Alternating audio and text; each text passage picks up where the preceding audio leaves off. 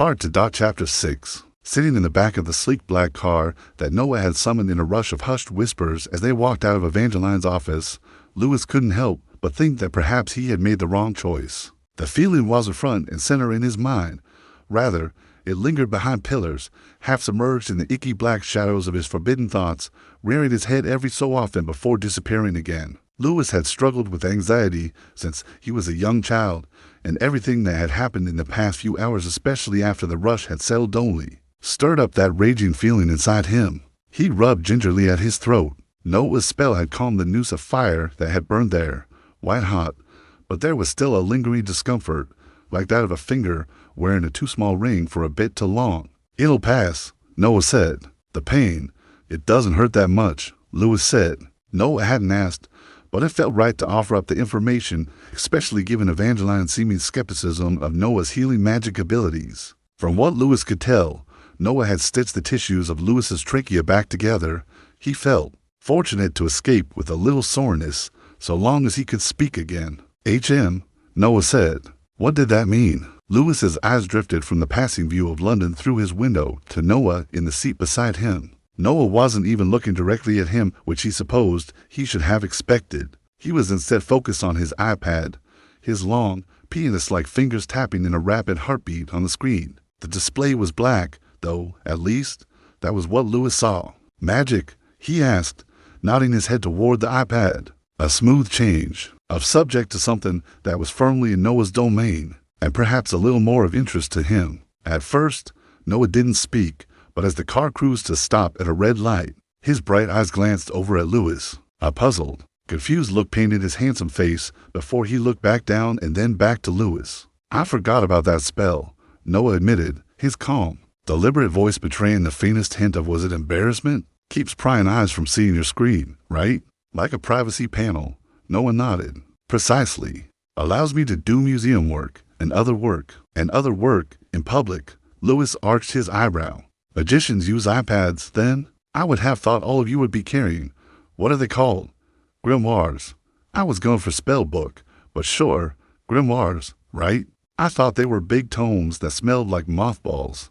Noah looked at him unpleasantly. It made Lewis's heart sink, less because the sour expression spoiled Noah's looks than because it made him feel small, like he had said something terribly asinine. Noah quickly composed himself, though, and tapped the top button on his iPad, turning it off. "There are some who still prefer the physicality of a book," he said. "But not you. We exist, live, and breathe in the 21st century, Noah said. Gone are the days when we could walk around with heavy, thick books without attracting curiosity and indignation. Casters have to adapt. Magic has to adapt. It always has. I'm not exactly sure why there is such hesitation to adapt this time, but alas," he waved his hand dismissively, "I imagine they are unwieldy." "Spell grimoires," Lewis corrected. "You're right. Most people aren't carrying around first editions of Les Miserables. No. Still, a grimoire was a spellcaster's lifeline back in the day. Eventually, casters opted to memorize a set of spells for whatever mission or need they had. Far easier to know 6 or 7 utilitarian spells you can cast in a heartbeat rather than carry a clunky book you have to flip through. However, Noah said, shifting his weight, some still do. They like the notion of having their whole magical knowledge at the ready, like someone who prefers physical over audio or digital books. Correct. You've probably seen them." Honestly, Lewis arched a brow. Noah attempted to return to his iPad, but caught the inquisitive look Lewis gave him. The type of mudge who still uses a grimoire has a look about them. They look out of place, a little sketchy. "I think Americans might call them hipsters," he informed Lewis. "They are usually carrying a large book or two, but the book is magicked. It might look like a copy of Infinite Jest, or Chaucer, or a collection of Emily Dickinson's works, but it's all an illusion. But nobody actually reads Infinite Jest." "Exactly. What would it be for you? If you weren't so modern and evolved?" Lewis grinned. For a moment, the prim and proper facade that lay draped over Noah's shoulders like an elegant shawl frayed. There was an owlishness to his eyes that made Lewis wonder if no one ever asked him such a personal question. The way Noah paused, tapping idly at the black screen, confirmed it. "Ramayana. I'm sorry, it's an Indian epic. It follows Rama, the virtuous prince of Ayodhya, who was exiled to the forest for 14 years along with his devoted wife, Sita. and loyal brother, Lakshmana. Noah paused. My mother used to read it to me when I was young. And then Noah glanced back at his iPad, ending the conversation. That was as much information about his past Noah was going to offer up at this time. Another question formed in Lewis's mind, but he held back not because it wasn't worth asking, but because he had a feeling Noah wouldn't give any more information about himself for free. Ask me, Noah said, as if reading his thoughts. He crossed his legs, a hint of light purple sock peeking out from under the hem of his dark dress trousers. It's going to eat away at you if you don't. There was some truth in that, but it didn't make Lewis's words feel any more natural. I read somewhere that witches use grimoires. Are you all witches? Noah shifted in the seat, half facing Lewis. That's not a stupid question, he said coolly. In fact, it's only logical, considering everything you've seen today. But no, we aren't witches. Casters, that's what we prefer to call ourselves. The car cruised to a stop so smoothly that Lewis barely noticed until Noah unclipped his seatbelt and slipped out the door. Lewis followed, squinting slightly as he exited the dark interior of the car. His brown eyes scanned the street around them. It looked like any city back home in the States, people on their way to whatever, wherever, without much of a care about anyone around them. None of them seemed to notice him and Noah. This seemed odd to him, perhaps absurdly. He had assumed he would look different to passers-by dripping visibly with magic, or at least with the sticky effects of it from his experience with the drowning. But it seemed he was just a normal, everyday boy once again. Nothing special, nothing different. Casters are a little different from witches, Noah continued, stepping along the sidewalk. If you're really interested, I am, Lewis said without hesitation. Interested in learning more. Everything I can. Noah's eyes fixed on him, as if looking for something Lewis could not even guess. You should hold that thought until after you've gotten some rest, he said. You're here for a task, remember. Once it's done, you might discover this world of which you thought you wanted to be a part is in fact nothing you want. He looked away. In fact, I wouldn't blame you if you ran for the hills. Noah walked on for a moment, Lewis following speechless in his wake. Then he indicated the building in front of them. First things first, he said. Your new home. There was, on first glance, nothing notable about it. Another building, an apartment complex. He guessed a block of flats. They call it here with a black door, 6 or so rows of windows, and rust-colored brick walls. This is the contract house, Noah said, gesturing toward the door. I think in America you would call it a safe house. Individuals from across the world who decide to partner with the museum are given a place here while they work with us. With you, Lewis asked. Not for you? Noah cut him a sharp glance, and Lewis knew he wasn't wrong. With you had an implication there was some mutually agreed upon decision to work together. For you seem more correct. The sun never set on the British Empire back in the day. That didn't come from collaboration and camaraderie. That came from a refined boot on the back of a nation's throat. He debated saying all of that to Noah, but they were in a good place now. And something told him Noah knew, anyway, even if he consciously decided to turn the other cheek. Noah didn't flinch. Lewis hadn't really expected him to. With us, he said, the choice wasn't forced upon you, Lewis. You were offered and you accepted. Lewis couldn't argue with that, but he wondered if he was a special case, or if, like the iPad, this was more a vestige of 21st century thinking and hadn't always been the case. Either way, he nodded to Noah, who in turn gestured for Lewis to join him where he stood, an arm's length from the door. Lewis stepped up without hesitation. Noah flexed his right hand, stretching the fingers out so they curled slightly backward. Put your palm against the door, he said. Only then did Lewis consider he might not want to obey without question. But he trusted Noah enough to do this at least, for now. Without a word, he pressed his palm against the blackwood. He flicked his eyes up and down the sidewalk, expecting to see some passerby staring at these two men caressing the door. But again, no one seemed to notice or care. Perhaps this was why you put a safe house in the middle of one of the biggest cities in the world. There was privacy and anonymity. Suddenly, he felt warm pulling around his hand. The heat matched his own body temperature within moments. It was soon impossible for him to distinguish the wood from his own flesh, as if he and the building were one. His senses blurred. He could feel the gaps in the wood, sense the age of the building, the rumbling of the blitz that had rattled its bones, the great fire of 1666 that licked at its wood. Every moment this house had stood, all its experiences, passed through him in a matter of seconds, filled him, overwhelmed him, fused with him. As quickly as the sensation came, It passed. The wood was cooling again. His senses sharpened, and something felt hollow as if a part of him had been surgically and stealthily removed, and he would never get it back. It'll pass, Noah said, again before Lewis could speak. Congratulations. The house has accepted your contract. The door unlatched by itself. A hiss of air, like pressure being released or a gas being exhaled, puffed outward as the door slowly creaked open, revealing not a hallway, but a portal directly to the interior of a one-room apartment, modestly designed. Noah stepped inside. Lewis followed without having to be told. The moment he stepped over the threshold, the door sealed itself behind him with a hiss. He saw, under the gap of the door, the passing of shadows. The sounds of people and traffic drifted in a contract house has an infinite number of rooms, Noah said. But only one front door. Lewis asked, how does that work? The door is attuned to each guest, Noah said. When you open it, it will lead only to your room. Any other guest here, under contract to the museum, will have access to their room and their room alone.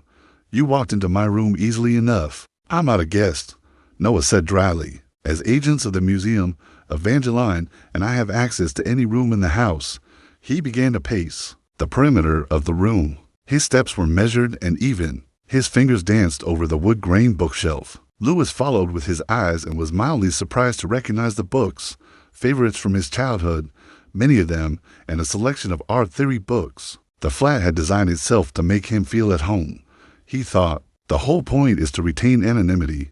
Noah continued, there's no chance of running into any of your fellow guests. No one will know you're here, and vice versa. What if I try to leave at the same time as another guest? Say I head out to get some fries. Lewis smiled. Or chips, rather. Noah was stone-faced. That won't happen, he said. The house will offset both your departures. You might stumble over the rug, the water faucet might turn on, or sound distract you or the other guest. Small things, inconsequential things. He had completed his circuit of the flat and stood facing Lewis, only a foot or so in front of him. Bathroom is to the right. The window looks out to the street. It doesn't open. You can look out, but no one can look in. He seemed to hesitate. There's more. You are now connected to the contract house, Noah said. For as long as your employment with the museum lasts, the house and you will be intrinsically bound. You need only to think about returning here when passing through a door anywhere, no matter how far from home, and it will lead you back to this room, any door, wherever you are in the world, Noah said. The house will also provide you anything you need, within reason, simply by thinking it. Lewis whistled low. This was powerful magic. The split second it takes to pass through a doorway might make the difference between life and death, Noah said. If things get bad, do you expect them to?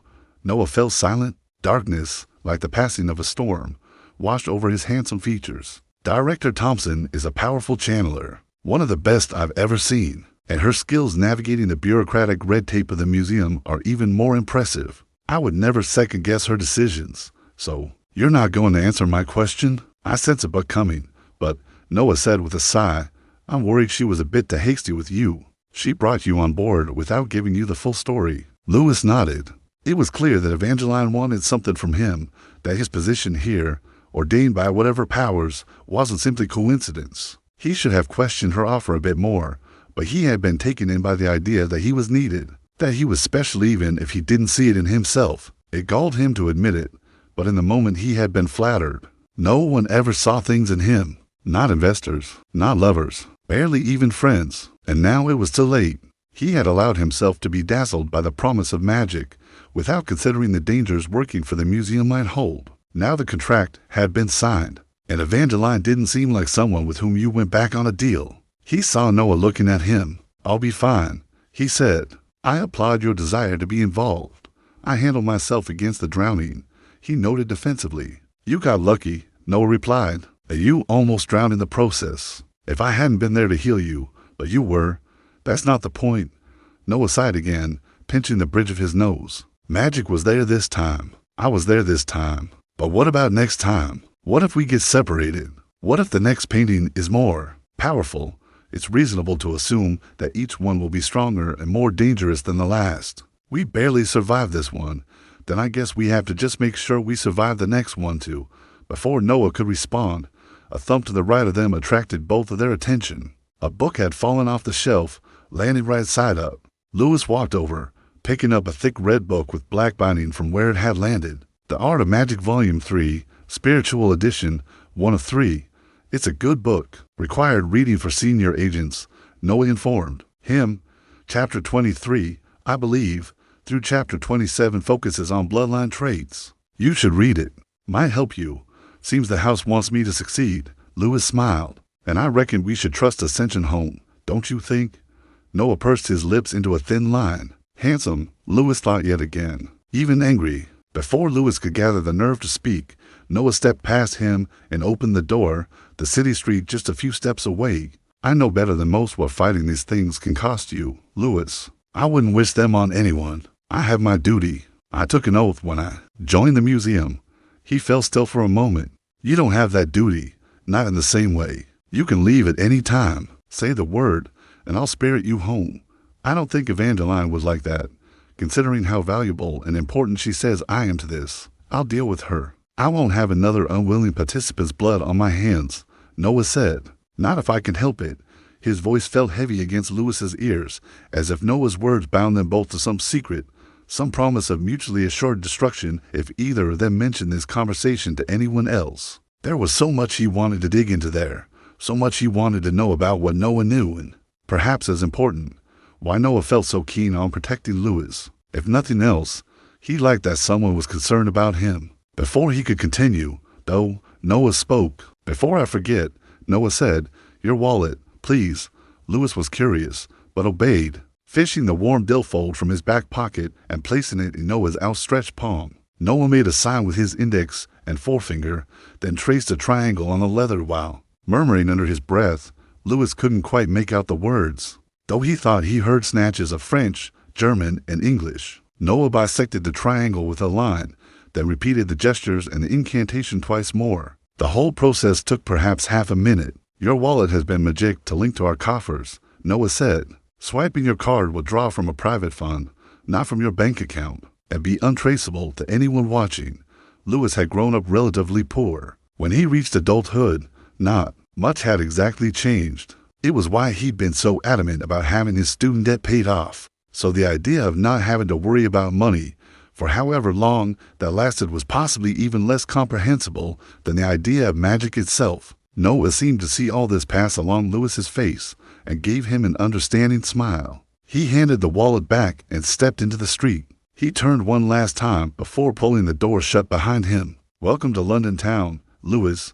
Chapter 7. What the hell did I agree to? Soon after Noah left, the hive, well, everything that had happened over the past few hours subsided and found equilibrium with his own natural state of skepticism and concern. Here he was, in London, with no way of getting home, not easily, at least and seemingly the inability to decide on his own if and when he wanted to leave. He knew this because he tried. The contract house was a stubborn and actually living thing. When Lewis first tried to open the front door and exit, the house made the doorknob warm, like a canine putting its fangs on someone's hand, but not clamping down. When Lewis wouldn't budge, the house shuddered, hissed, even. Okay, then, Lewis said, looking around. So, you're going to be like that.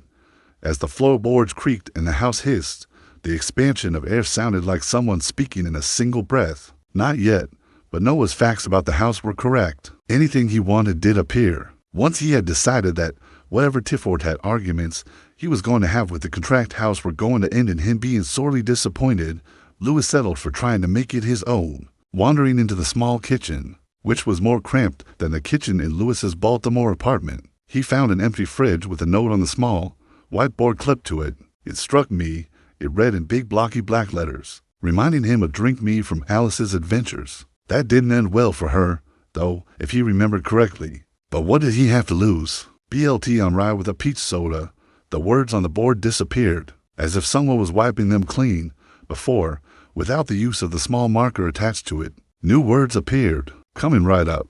A moment later, the fridge door swung open, giving Lewis barely enough time to step back. Sitting in the middle of the rack was exactly what Lewis had ordered, including the soda. The sandwich had the crust cut off too. Exactly how I like it. Thank you, Lewis said awkwardly, in a half-whisper under his breath. Taking the sandwich and drink, he made his way back into the main room. He debated between sitting on his twin-sized bed or at the desk, but opted for the latter, especially since there was a piece of paper that had not been there before. Lewis put the plate and glass bottle down on the bedside table, half of the sandwich in one hand, reaching for the note. But before he could, it took flight, suspending itself above the desk. The note shot off like a rocket, spinning twice around Lewis before stopping a full 180 degrees away from its original position, forcing Lewis to turn around. Spinning on his heels, he saw the paper fold on itself, then unfold, as if more of it was hidden beneath the folds. As the paper folded and unfolded, with each iteration it grew in size, quickly taking an origami-like form of a facsimile of a person. A facsimile of Noah. Lewis, the paper version of Noah, spoke, its voice raspy. "I have been called away on some important business. I expect I will return by the end of the week." Lewis pulled out his waterlogged phone. Frowning, he glanced over to the mirror. "What day is it?" he asked the house. The mirror rippled, a word appearing Wednesday. "Great," Noah continued. "Please use this time to familiarize yourself with the contract house and with the beginnings of magic that will aid you in our journey to find the other Macabre. I do not expect you to be an agent, nor to start performing any kind of spells, but a basic understanding will be useful. I'll update you if my trip is extended. Remember, the contract house is here to serve you." With that, the paper version of his bodyguard rolled its shoulders and exploded into flames. "Jesus," Lewis muttered, taking a step back as the fire burned hot and white. The flames never left the borders of the carpet, the soot even sinking into the fabric as if it was being absorbed back into the earth from whence it came. As Lewis slowly chewed on the first half of his meal, he couldn't help but wonder, wouldn't a phone call have been easier? Perhaps something he'd understand if he started reading. Munching on his food, carrying the plate with him, he walked over to the bookshelf, scanning it. His eyes flittered over to the book that had fallen, which he had placed on the upper right-hand corner of the table. Let's get started. Lewis quickly learned the ins and outs of the contract house. For one, the contract house, aside from being a mouthful, was not the name it preferred. That was Abernathy, or the Abernathy Estate, if he wanted to be formal. "Nice to meet you, Abernathy." The house seemed to settle around him, as if agreeing it was nice to meet it. In less than a day, his life had sped up to 100 miles per hour. It was a relief, this change of pace. Something else to think about, to focus on, besides magical paintings and danger, and he found himself thinking about this a bit more than he would have expected where Noah was. He needed to turn off that part of his brain, if only for a moment, so that he could try to make sense of everything from a rational state of mind. And within his home, for the time being, Lewis was safe and sound. That was enough for now. On Lewis's second night in the flat, he wondered aloud about the building's history. When he awoke the next morning, a book had materialized on his chest while sleeping, a slim biography of the second director of the British Museum, George Abernathy. It was he who had ordered the creation of the contract house in 1802 by fusing his soul with a home that had a storied history. Roughly 30 years after the cursed Antiquities Department was founded and nearly 50 years after the creation of the museum itself, Abernathy had served the shortest tenure of any of the museum's directors, only 6 months. What Lewis's little book made plain apparently, the official biographies left out was that working the magic that set the contract house into being had killed him. Lewis took an evening break to shower, get another meal from the kitchen, clam chowder this time, and picked up the book again. "Does this mean your soul is Abernathy?" he asked the room. "Like you're possessed in some way?" The house didn't answer, but it didn't contradict him either. No flicker of lights, no shudder of windows. Perhaps it didn't know, Lewis thought. How sad. He would ask Noah next time he saw him. The good news was, once he had finished the history of contract homes, A Beginner's Guide to Magical Properties, and A History of Magic, Western Edition, the glass fogged up once more, a single note appearing. "You may leave as you wish and return as you wish." Noah's spell on his wallet, as he learned from the books the house summoned on his behalf, was called Plutus's Mark. As promised, it had activated the moment he left. Swipe after swipe at Nano's, Primark, Bailey's Fish and Chips, and Cinemark, and the card was never declined. When Noah finally did knock on the 5th day, Lewis half expected a lecture about his extravagant shopping. He hesitated, scanning the room and grimacing at the mess he had left, a tornado of processed food containers in his wake. Abernathy hadn't cleaned up after him, though it was fully capable of doing so. Perhaps it assumed that Lewis, as a creative, thrived in the mess. "Well, I do," But that wasn't the point. "Give me a second," he called, slipping on a pair of joggers and a loose-fit t-shirt. Lewis wasn't exactly sure when his clothes had appeared from his hotel room, but when he opened the closet after his first shower, everything was there, laid out exactly how it was in his British hotel room. He did his best to scrape everything into the modestly sized trash bin, then put the bin in the closet. He'd barely had time to shut the closet before the front door forced itself open and Noah swept in. "I thought no one could enter this place but me," Lewis said. "I did mention before that as agents of the museum. Evangeline and I have access to any room in the contract house," Noah corrected. "Good morning. By the way," Lewis ignored him. "I get that, but you could have at least told me you were coming or something." "What if I had been?" "And what?" Noah asked, arching his brow. Lewis had many words he could fit in there. Walking around naked from showering, getting dressed. Other, more intimate things. That was the wrong thought, though. It made his gaze avert and his cheeks burn hard. The mirror fogged up again. Lotion and tissues are in the bathroom. The mirror read. Noah's eyes flickered over to it, paused, then turned back to Lewis. "Really? I didn't tell it to say that. It reads your mind." Noah scanned the room for a moment, his eyes landing on nothing in particular, but Lewis knew he was judging. He had the face of someone who judged. "But yes," he said, "all agents are bonded to their informants' rooms." Lewis found it a bit odd Noah wasn't bound to him directly. If something happened to Lewis when Noah wasn't here, of what use was that to the museum? He searched for a way to ask the question that wouldn't sound needy. Finding none, he pushed the thought aside and took a good look at Noah, realizing that he had been a bit dazed the first time he met him. Magical paintings and all, and then it had been nighttime. Here, now, Noah stood in his room in daylight, and Lewis had a chance to take him in. He looked different. Somehow, there was nothing particular that stood out. Every strand of hair was in place, and his suit, the color of metal shavings, fit his sinewy body perfectly. But his aura, for lack of a better word, seemed off. His footsteps seemed heavier. He appeared tired, exhausted even. His voice, which usually carried an undercurrent of annoyance that Lewis had taken for cockiness, was curt and direct, as if speaking was a great effort. "Long night, or long few days, rather." At first, Noah didn't answer, only appraised the clutter strewn about the room. Lewis could only wonder what assumptions about him Noah was making in the moment. Then he shook his head as if to clear it. "Yes," he said distractedly. "It's why I'm here. You're needed at the museum. We're needed." That meant whatever had him like this was connected to the macabre. "Let me get my shoes," Lewis said. Sitting on the edge of the bed, he slipped his feet, sockless, into his worn sneakers, so worn that there was no need to tie or untie them. "So, you found one?" he asked. "Not me.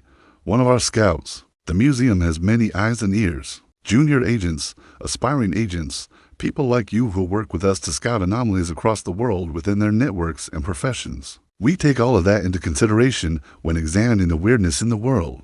He closed his eyes for a moment. "But yes, we found one." A feeling like the crackling of a live wire flooded through Lewis's body. It felt like something wrapping tightly around his inner core, constricting him, a mix of excitement and terror all at once. A hot itch of pain bloomed again in his throat. That moment, when he had been on the edge of death, rose up in his memory. The painting the drowning had caused that, was still causing that, to some degree. What would the next one cause? "You don't have to come, you know," Noah said softly, more softly than Lewis had ever expected. But Lewis shook his head. There was no turning back now. "Just let me grab my coat. Do you know how to make a real cup of tea, Lewis?" It was an hour later, and they were at the museum, having been ushered into Evangeline's office. They had been sitting for fully half a minute, waiting for her to acknowledge their presence. Noah seemed unfazed by waiting, but Lewis felt wrong-footed. "Tea," he said, puzzled. "Water, lemon, tea bag, I suppose." "I'm more of a coffee drinker." She gazed at him levelly, humming low in her throat. Her office felt different somehow from how it had a few days before the sweet smell.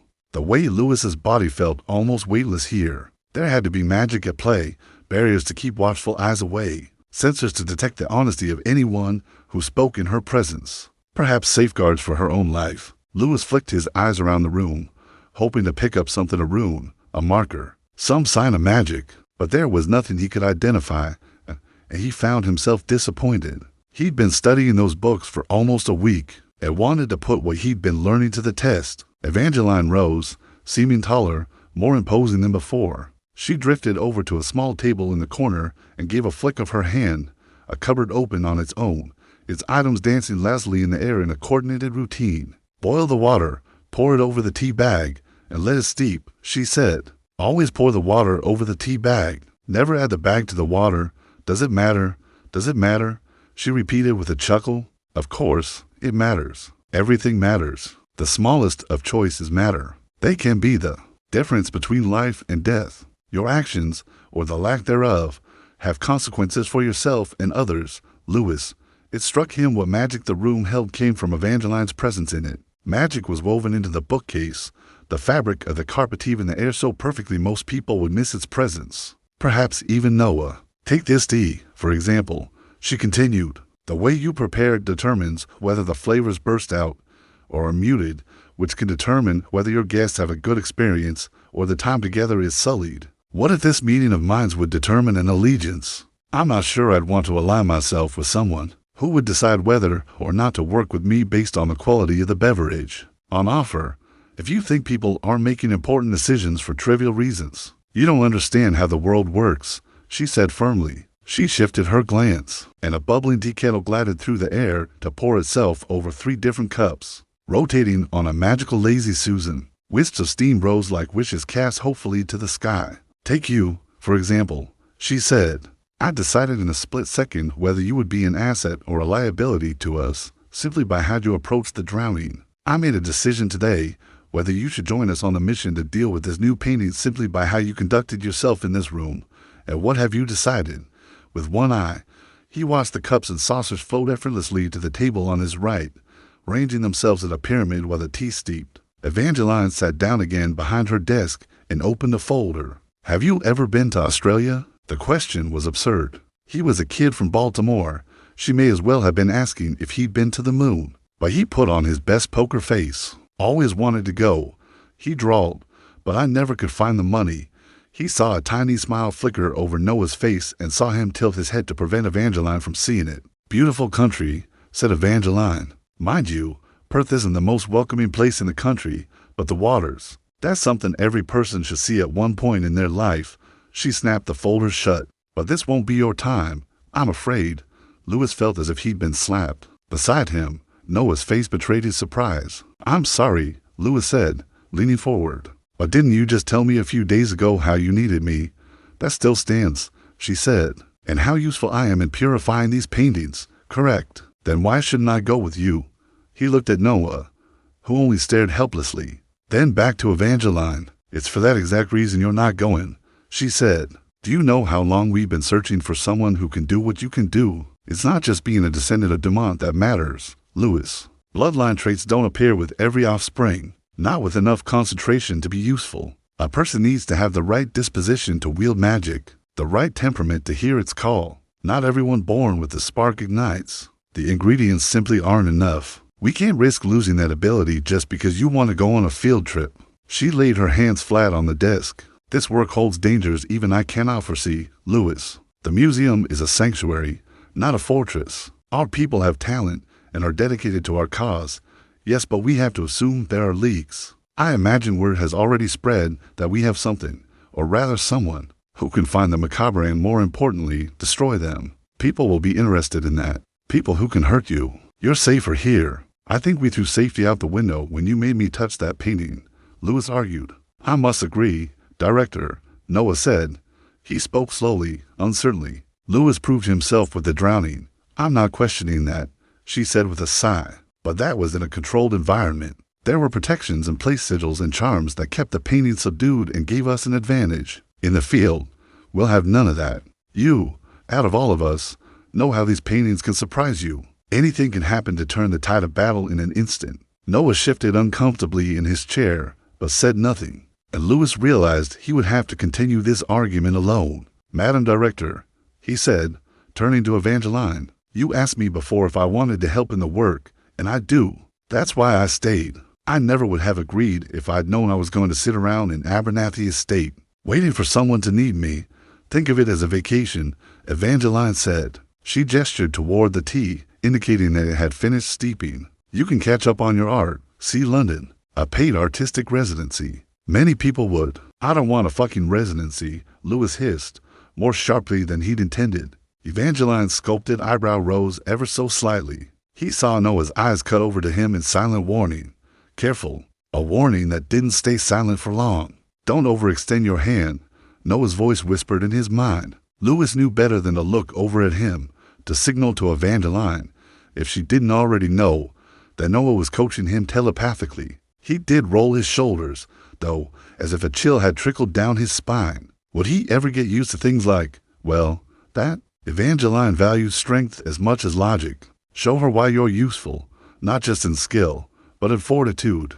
It is better to impress her by making an enemy than to be unmemorable. Lewis rose and stepped toward the small table, picking up the teacup closest to him. He took a slow sip. It warmed him and, more importantly, gave him a moment to think. But he noticed it was missing something. If the British didn't use lemon, what did they add to the leaf juice? I did what you asked of me with the drowning, he said, keeping his voice even. And I did it without any backup or experience. Now that I have one of these things under my belt, think of how useful I can be. You are useful. Evangeline sighed, a tinge of annoyance in her voice. Alive.safe.here. Putting you in the field is a liability. She cut her eyes toward Noah, as if in a command to speak. I was looking for this painting while you were in the contract house, he explained to Lewis. Took a lot of contacts and sway, but I found it. That wasn't easy. I had to go places, do things I couldn't have done with you with me. Because what?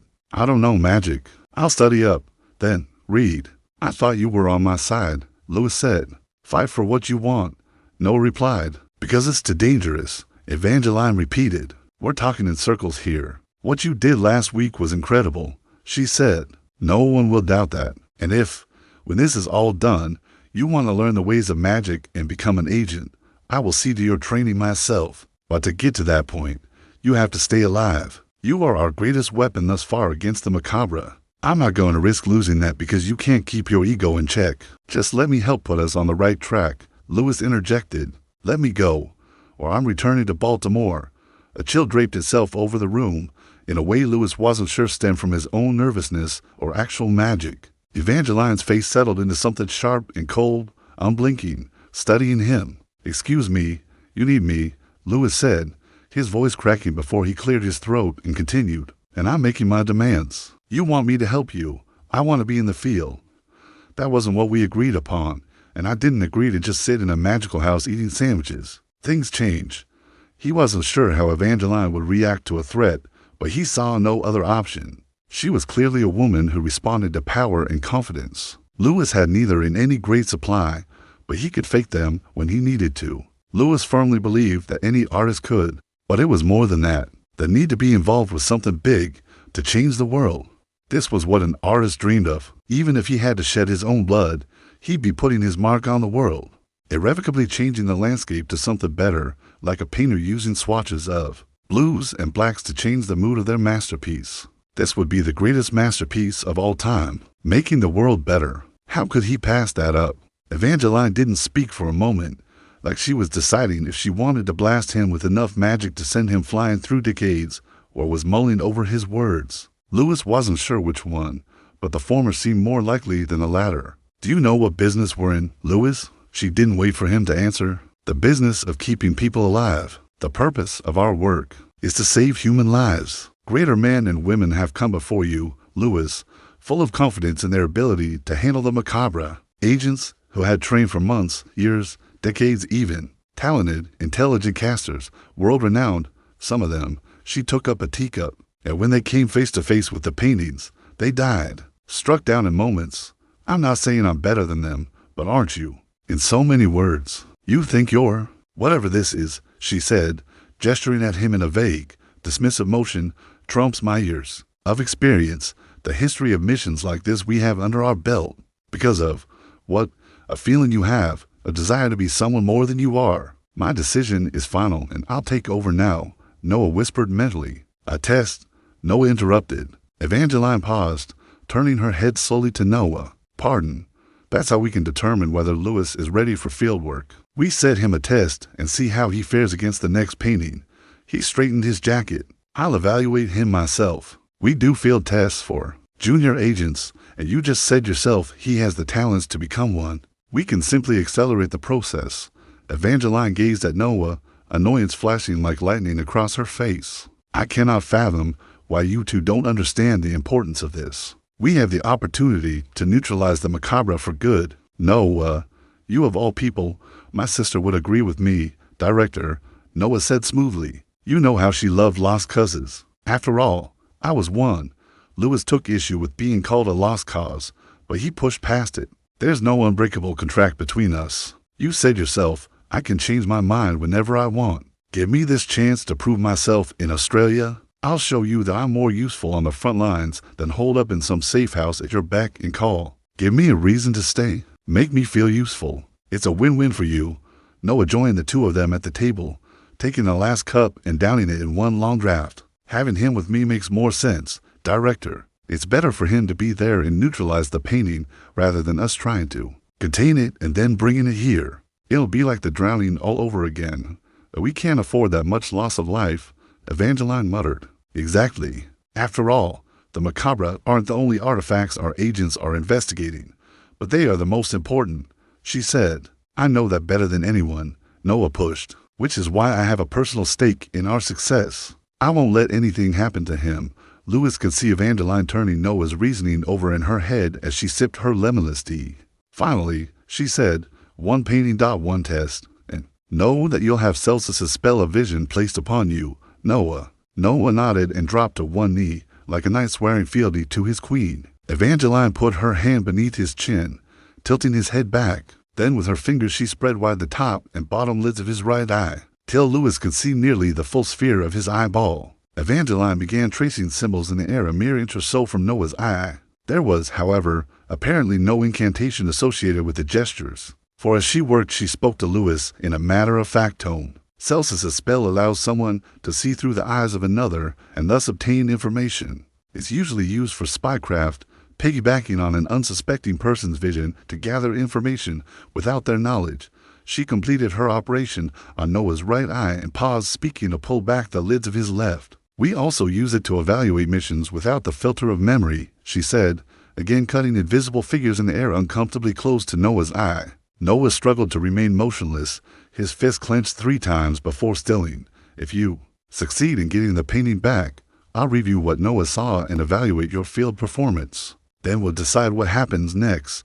Lewis nodded, definitely more intrigued and concerned. Evangeline finished her gestures, and Noah rose to his feet, shaking his head like someone who had just put in contact lenses for the first time. Lewis could see a faint glow in the center of his pupils. They shone like a cat's eyes in the dark. The glow lasted only a moment before fading. "I want to be clear," Evangeline said. "If I decide you are not fit for duty, after this, you will remain in London within Abernathy Estate, and only leave when I give you permission to do so, because I'm so good at following orders," Lewis said facetiously. Evangeline was unamused. "You wouldn't have a choice. You've been reading the books, yes. Then you will know how we will keep you confined," she said. "First, Florence's kaleidoscope, followed by a restricting spell bound to your very soul, and a tracking spell.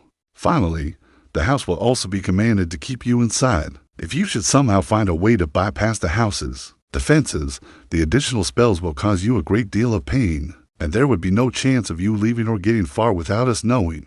Torture," Lewis concluded. "Protecting our investment," Evangeline countered. "But you call it what you want. I do not care. That is the agreement. If you do not wish to abide by the rules, I'm more than happy to. I get it," Lewis said. "I wouldn't dream of leaving, but it won't be necessary. I'm going to pass this test." "Of course," Evangeline smiled, seeming to care little either way as she finished her tea and set down the cup. "Just know that if we are forced to take such measures, it's for your protection, for my power's protection." He thought, but said nothing. He was going to Australia, and that's what mattered. She then crossed to the door of her office, which stood firmly closed. With a counterclockwise twist of her hand and a muttering of words that sounded like the crackle of dry kindling, the seams of the door glowed. Lewis could feel a burst of warmth from the gap at the bottom. There was a smell of salt water on the hot, dry air. Noah looked at him and nodded. They walked to the door. Turning to Evangeline, Noah murmured, "Thank you," then reached out and opened the door. Before them lay a green park, filled with people, The vibrant colored skies indicated sunset. The whole scene glowed like the screensaver on a computer. Lewis would never get used to this aspect of magic. I hate Australia. Noah sighed. Every animal there wants to kill you. That's just a joke, right?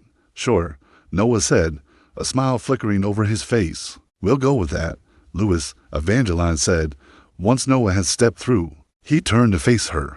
Milk, she said. That's what you're supposed to add to tea. It'll taste better. Chapter 8.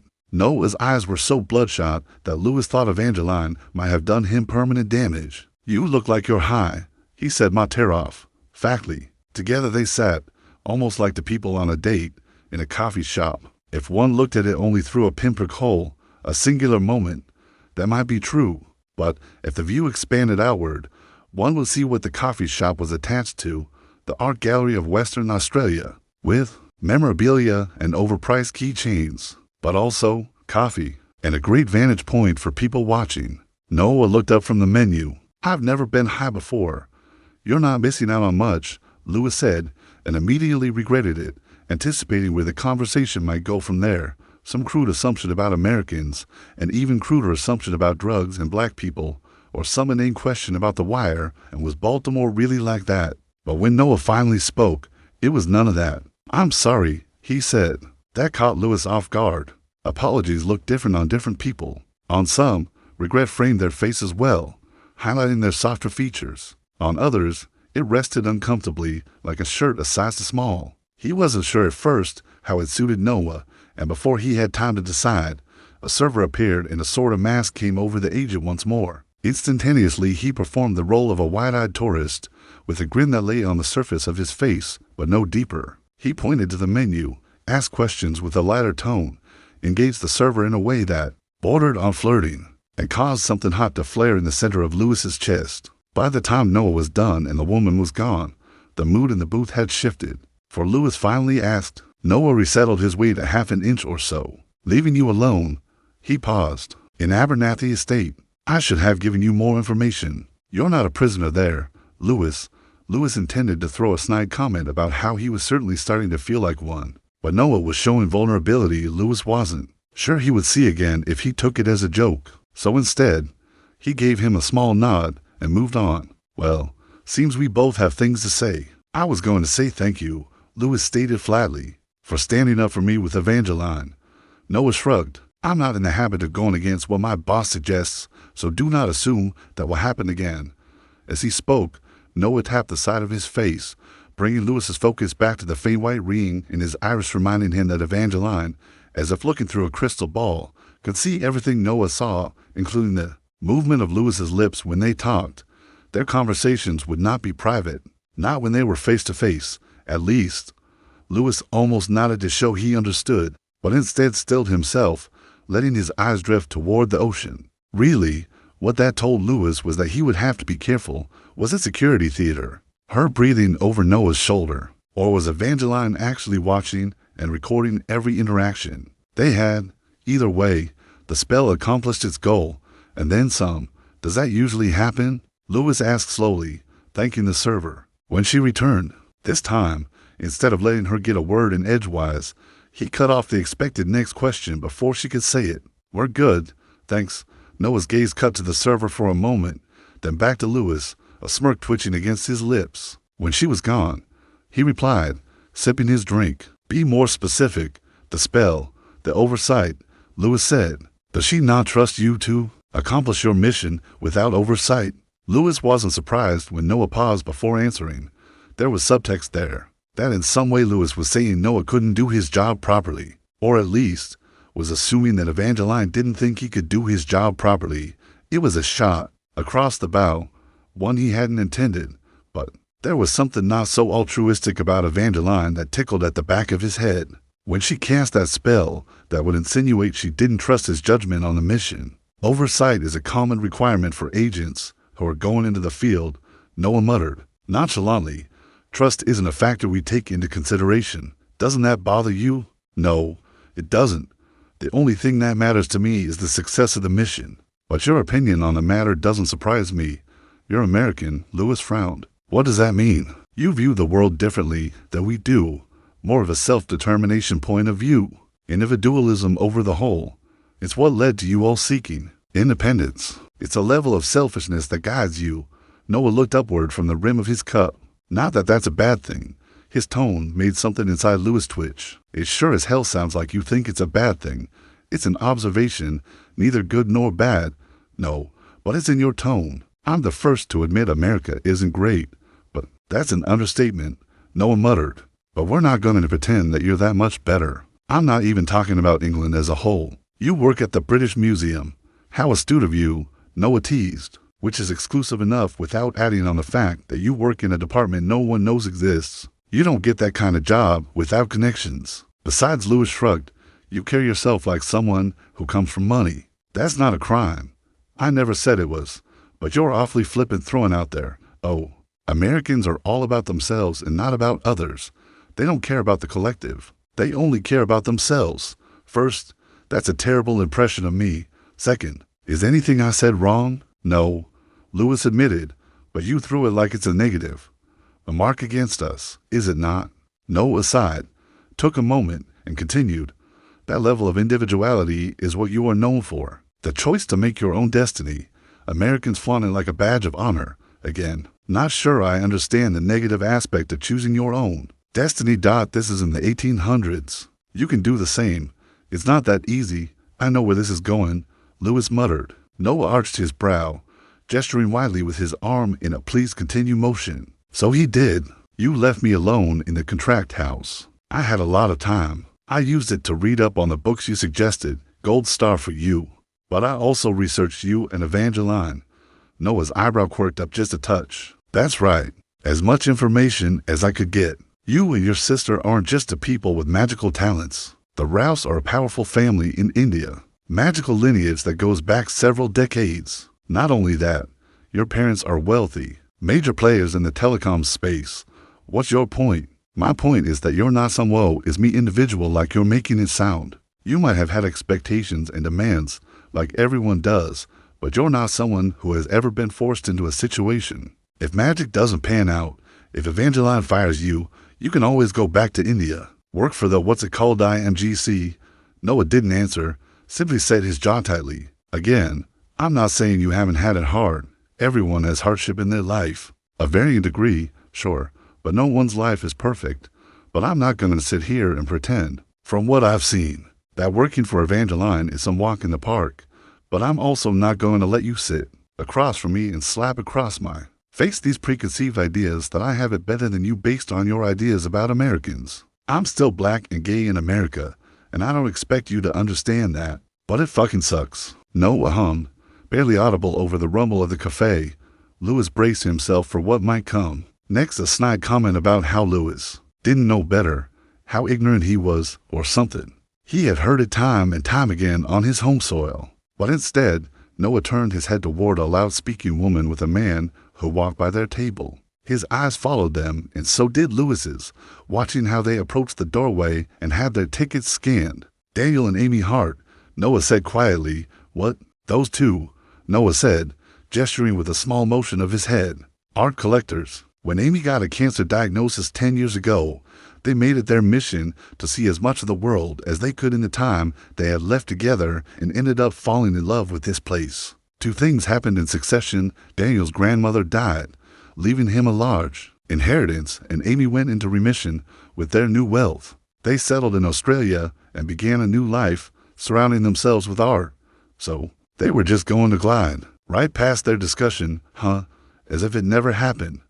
Back to work, then, Lewis thought, and they got a Macabre, I'm guessing. Noah nodded, and Amy's cancer is back. Lewis swallowed thickly. Memories flooded his mind. The way his father called him, the panicked voicemails, seeing his mother lying in the hospital bed. How quickly it had all come. In some ways, Lewis thought in the back of his mind, that was a kindness. It was swift for his mother. But the idea of it lingering, a painting causing this to last, pulling life from a person, feeding off it, it was cruel. How do you know the cancer is back? Medical records aren't that hard to get, Noah said. Publicly, England and Australia's bureaucratic ties are no more than historical. But under the surface, there are some magical bonds that keep the two nations connected. Noah nodded. Any agent can get anything they need from the government of a previous commonwealth or current one. It is how it was so easy for Evangeline and me to find you, and here we thought London was the most surveilled city in the world simply because of the cameras. Noah nodded. How long does she have? Lewis asked. Our guess is 1, maybe 2 years, Noah said, then hesitated. And this is going to sound cruel, and I do apologize, it doesn't matter. Because you're hoping that if we destroy the Macabre, her symptoms will stop. No. He shook his head. What do you mean? I mean, we don't care about that. Lewis was taken aback. Wait, sorry what? Noah sighed. He raised the fingers, the universal gesture for the check, and the bubbly server made her way to their booth. Lewis looked at her. Here was someone who knew nothing of the dark underbelly of the world. She was too happy, too pure, too welcoming. You could always tell by their eyes. Our priority is the painting. Lewis, you know this. We have to ensure, no matter what, we neutralize that Macabre. And then after that we can help her. Noah shook his head. Don't give me that. You're magicians. You can do anything, not anything, if you read. I know about fucking semantics, he hissed. You know what I meant. Noah, helping one woman not have cancer. Her life is worth saving, no matter the cost. Where does it stop, Lewis? Who do we not help or who do we help next? Ending the Macabre will help protect more people in the long run. Millions over one single life. We neutralize this one and then we move on to the next. We keep focused on the goal and we don't get distracted. People's lives aren't a distraction. When the lives of millions are at risk, they are. We cannot tell her anything or change the plan, because if she finds out and they uproot their lives like before, the painting might be lost. Again, Lewis's jaw set tightly.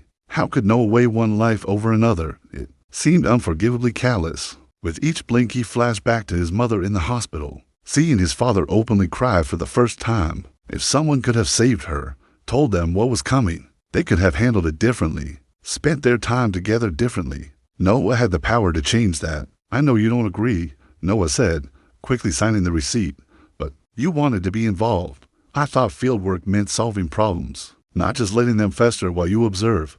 Sometimes, Noah sighed, sometimes it means fighting cursed objects with magic you learned and never thought you'd use, or it means convincing someone to invite you to their home.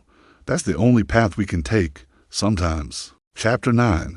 Amy Hart reminded Lewis of his mother. Her mannerisms, the way she laughed, the smile, and the warmth that radiated from her youthful features gave him flashbacks to the photo albums his grandmother had showed him during the last family reunion. There had been a goodness and a warmth in his mother when she was young, burning under her skin like a concealed sun. She lost that fire sometime after she married Lewis's father. He always meant to ask what had stolen it. He always meant to try and get it back. That was his justification when following Amy and her husband into the boutique after leaving the cafe and surveilling them as they browsed the racks. He couldn't save his mother, but maybe there was a way he could save Amy.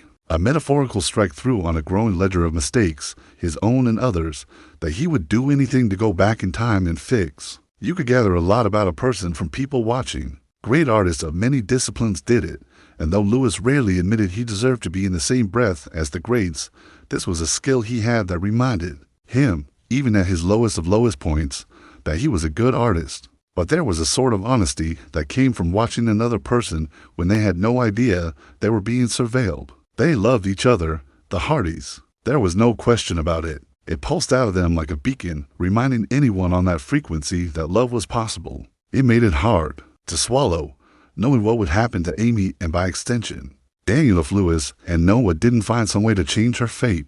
It was possible.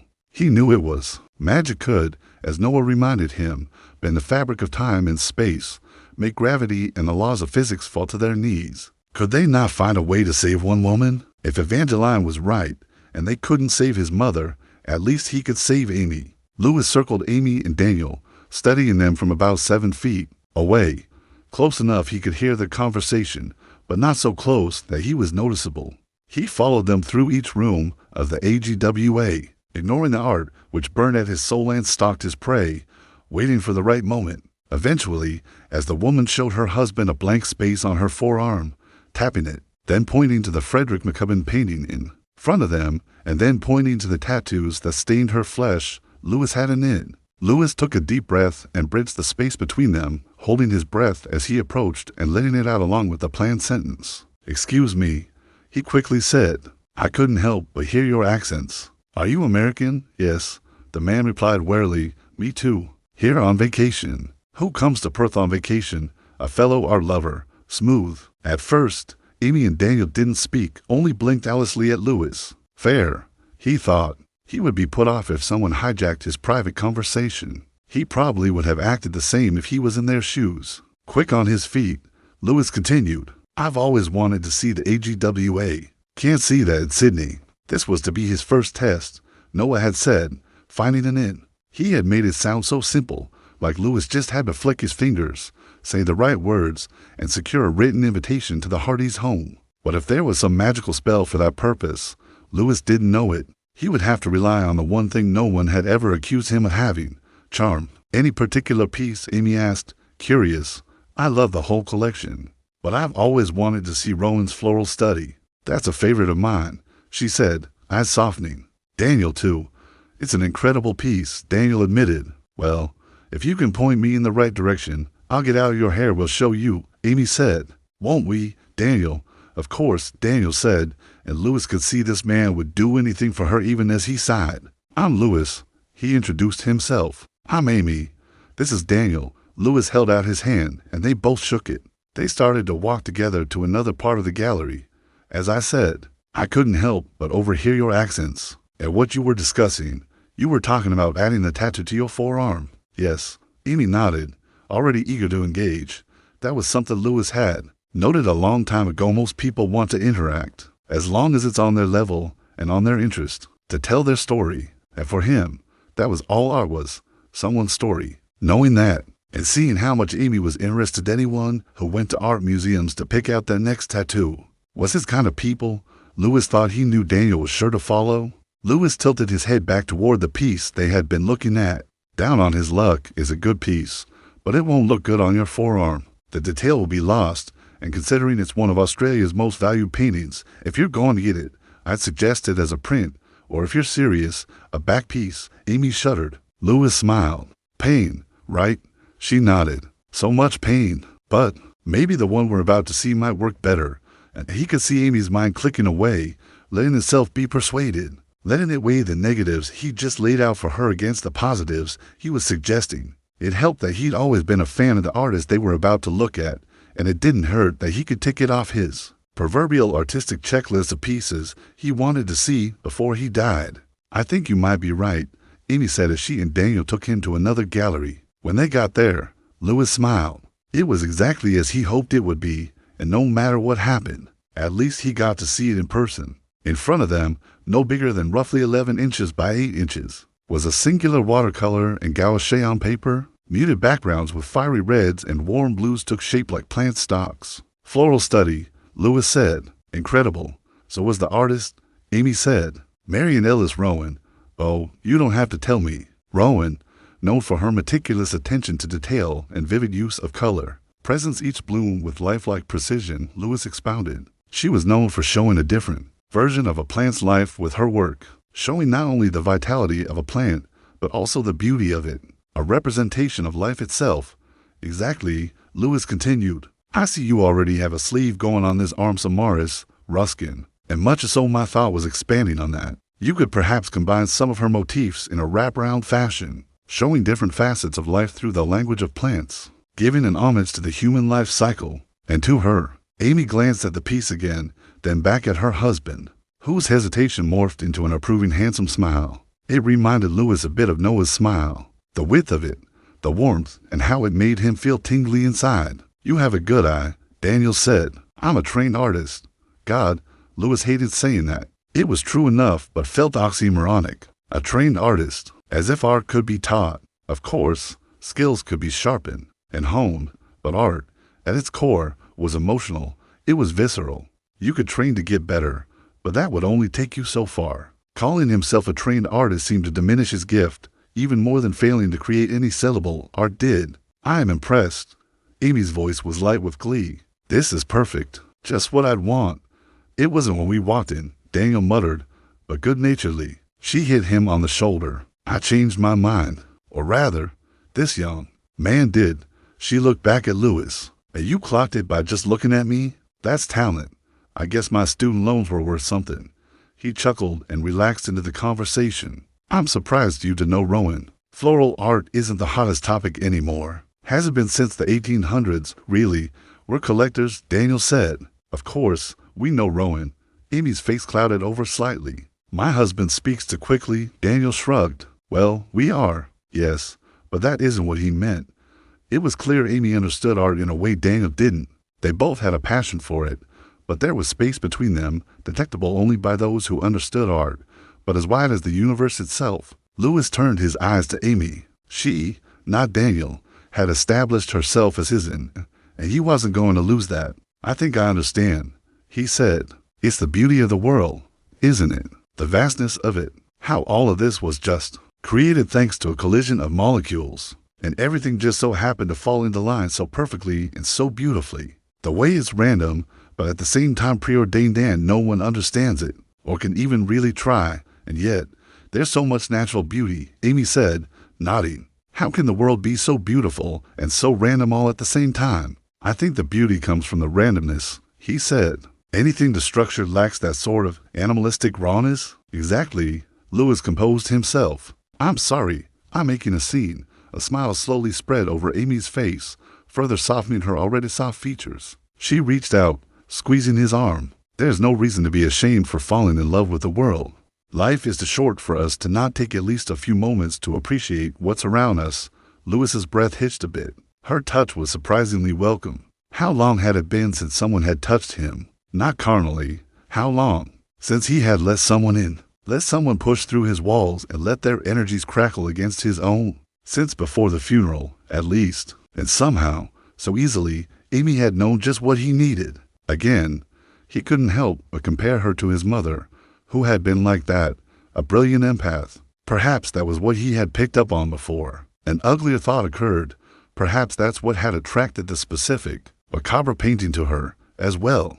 Maybe, in some way that no living human could understand, it had picked up on her empathy and kindness, and that had piqued its hunger, driving it to devour her until not a morsel remained. There was a part of him that even admitted that, perhaps, this was too easy. Yes, the British Museum helped get him to London. And yes, magic was the reason they were in the right place at the right time. But this museum, this room, this painting, the ease with which Lewis was able to converse and connect with Amy and Daniel, had their proximity to the painting, which was connected to Lewis by blood and ancestry, somehow made this all easier. It sounded foolish, but the true limit of magic, Lewis didn't even know. And if that was the case, shouldn't they approach this with more caution and concern? A thought worth running by Noah next time they connected. Lewis decided, filing it away in the back of his mind, turning his focus back to Amy. Because, at its core, even if he was right, Lewis had no intention of letting the worst happen. Amy's eyes flickered to her husband and then back to Lewis.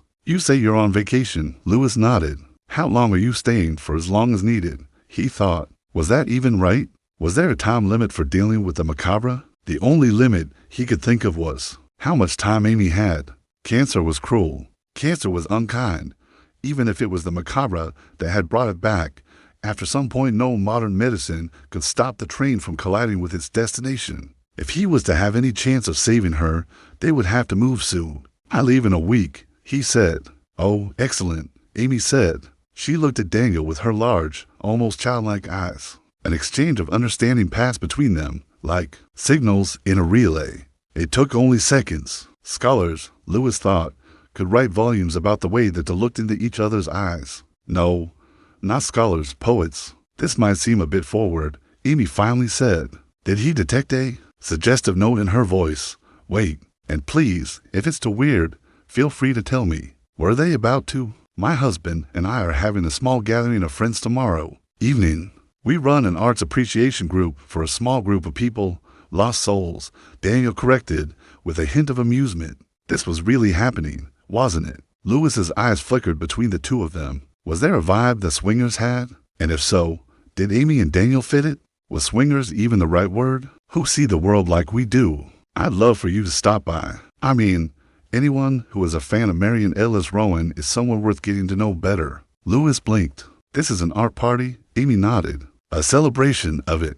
Daniel and I got some new pieces we want to show off to people who would appreciate the work. And you seem like just that type of person. Oh, that made sense. And made better sense. He gave his warmest smile. You've been forward with me, he said, taking her hand. So allow me to return the favor. I'd be delighted to come, and I'm hoping I could bring my boyfriend as a plus one. Chapter 10. Amy's house reminded Louis of what home could be. He felt bad thinking as he stood next to Noah close enough to maintain their cover, but not so close that he ran the risk of forgetting it was a cover and embarrassing himself. But the obvious love and warmth on display actually made him a little angry. It was the way that Amy and Daniel flitted around the rooms to butterflies who had found each other despite all odds. What were the chances of two people so perfectly matched meeting on a planet of over 8 billion souls? But find each other they had.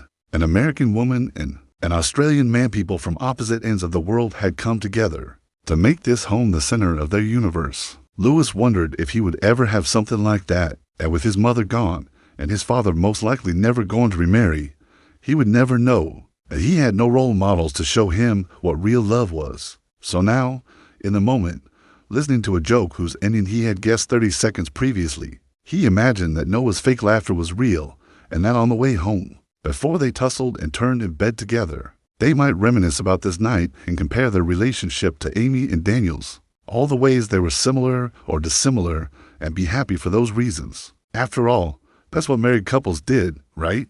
That's what couples in love did. At least he supposed so. So, tell me, Amy finally said, flicking her fingers in a shooing motion as Daniel teed up another in what Louis assumed was a carefully curated routine of jokes. How did you two meet?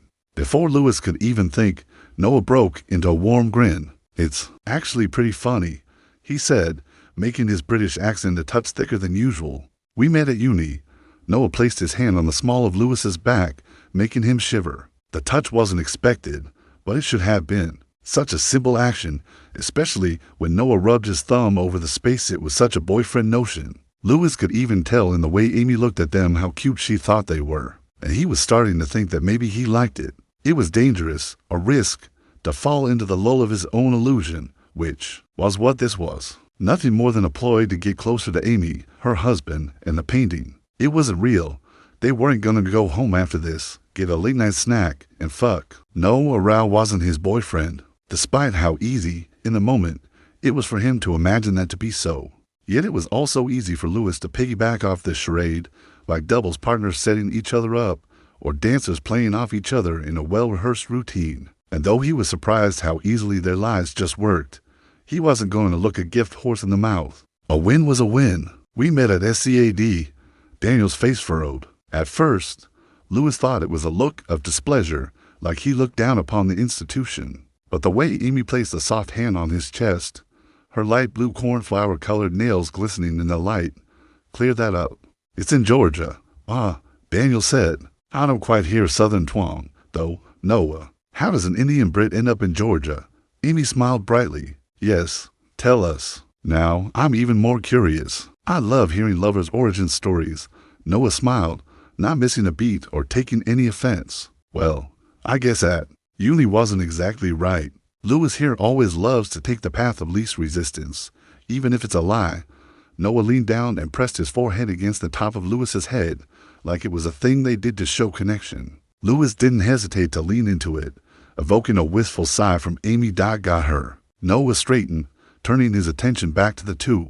But while we were both in school is more accurate.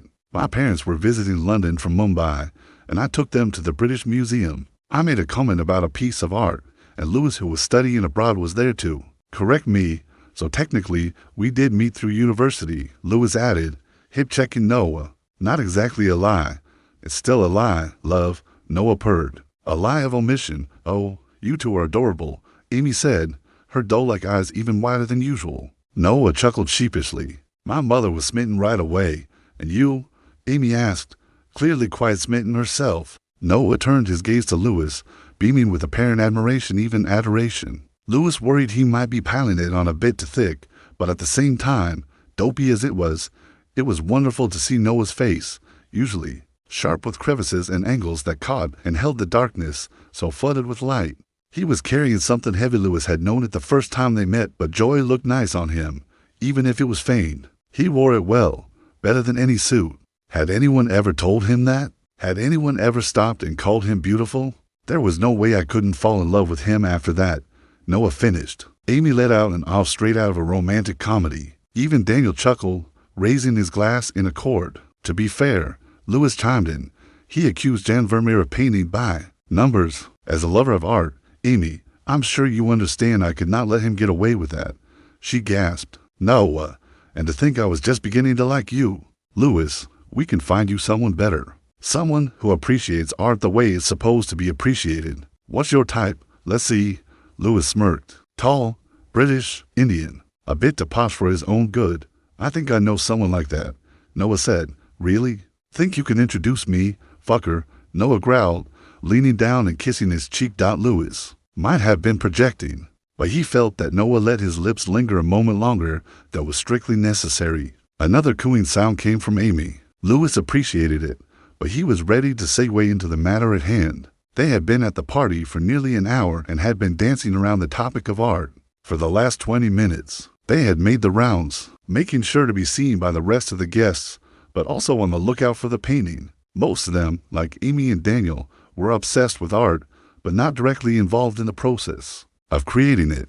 They were voyeurs, looking to art to give them a taste of emotions that they had not experienced. Lewis knew the type. Someone who would look at a piece steeped in longing or sorrow, the type of art that was like sharp black nails dragging against flesh, ripping open the most vulnerable parts of the artist for view, and rather than seeing it what he saw, life, beauty, truth, all they could think to say was how tragic or how depressing. Lewis didn't mind. Artists understood one another's work in a different way from many of those who bought it, talked about it, or found political and social capital in exchanging it. If he wanted to be an artist worth being talked about, he knew he would have to figure out a way to relate to those people. Maybe this arrangement with the British Museum would work in his favor. Speaking of which, Lewis said smoothly, I was walking down your hallway looking for the bathroom, and I noticed a room that was closed off. Is that your bedroom? Or, babe, Noah said with a hiss, you can't ask about their bedroom. Jesus, we just met these people. Amy shook her head and raised a finger, signaling them to wait while she walked to the sideboard and fetched for glasses of champagne. Lewis hadn't even finished his first, but he understood this as a silent test of sorts. He drained the glass quickly before taking a new one from Amy's hand. No, it's not our bedroom, she said. Her eyes shifted left and right conspiratorially. Lewis knew then he had struck gold. You said something before, when we met in the shop, that I've been thinking about, she said. That art is about the natural beauty of the world. Lewis smiled. I think actually we both said that, but I'll take the credit. You're right. So, my question is, what do you do when art scares you? I stare right back at it, he said without hesitation. It's rare for an artist to articulate true fear in a piece of art. They had to put a piece of themselves into that canvas for it to truly resonate with you. And if they did, then I think it's worth staring at. I think they deserve to tell us their story because maybe it will help us to process, just a little bit, what scares us the most right now. And maybe we'll take that pain, understand fear a little bit more, the very way that we try to process the world and make it a better place. Help a next generation understand fear a little bit more. The look in Amy's eyes told him he had her hook, line, and sinker. He felt bad about manipulating her, and that regret had manifested in a dull ache in the back of his head, like he'd been crying. But there was nothing for it. I was hoping you would say that, Amy said. Come, I want to show you something. You too, Noah. Daniel gestured grandly, bowing as they formed a little procession. Amy in the lead and Lewis bringing up the rear. They walked down the hallway. The sounds of chatter and music faded into white noise. Daniel pulled out a key when they were halfway down the hallway. Lewis saw him hesitate before turning it in the lock. Half a second, or a second perhaps. But he hesitated. Lewis wasn't sure Amy had even noticed. His headache was growing worse, thundering downhill like an avalanche, gaining speed and power with each passing moment. It had snuck up on him. Usually he would notice these sorts of things building ahead of time. He pinched his nose for a moment, then realized there was blood in his mouth. He swallowed twice and shook his head, focusing his thoughts. When he opened his eyes, Amy and Daniel had entered the room without them. Lights spilled out into the hallway as fluorescence crackled to life. No one moved to stand next to him. I feel it too, he said under his breath, glancing down at Lewis without moving his head. Are you sure you want to do this? We have to, for Amy. Noah nodded. They walked forward in unison. There was a warmth in that, in knowing that he and Noah were facing this together. But the moment they entered, that spark of confidence flickered out. The room was filled with paintings. Lewis clocked at least a dozen different artists, the works ranging from inexpensive reproductions to priceless originals. He understood suddenly that Amy and Daniel were far wealthier even than he had imagined, the kind of wealth that comes either from old money or criminal activity. But that revelation didn't matter. Now, the only thing that mattered was the painting in front of him, the Macabre, that dominated the west wall of the gallery. While the drowning focused on its blood-red lake and trail of skulls, this one was only for colors and a few simple figurative elements, a stark black background that seemed to represent endlessness, a bed with a single sheet thrown over what Lewis quickly understood was a human body, a brown table with a white case on it, and rose petals, stark red rose petals, scattered across the monochrome fields. Some were still on the stems of wilted roses, while others had fallen onto the bed linen, showing the passage of time. Those had left blood-hued streaks on the white sheets as they drifted into the endless darkness of the painting,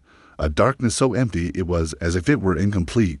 But Lewis knew the way the black swallowed up the red was intentional. It showed the finality of death. Amy was turning to face him, mouth open to speak, when she stopped, truly just stopped, her body balanced on one foot as if she had been frozen in place. At first, he might have thought she was just holding very still, but there was a faint blur around her form, like she was a figure in a paused video.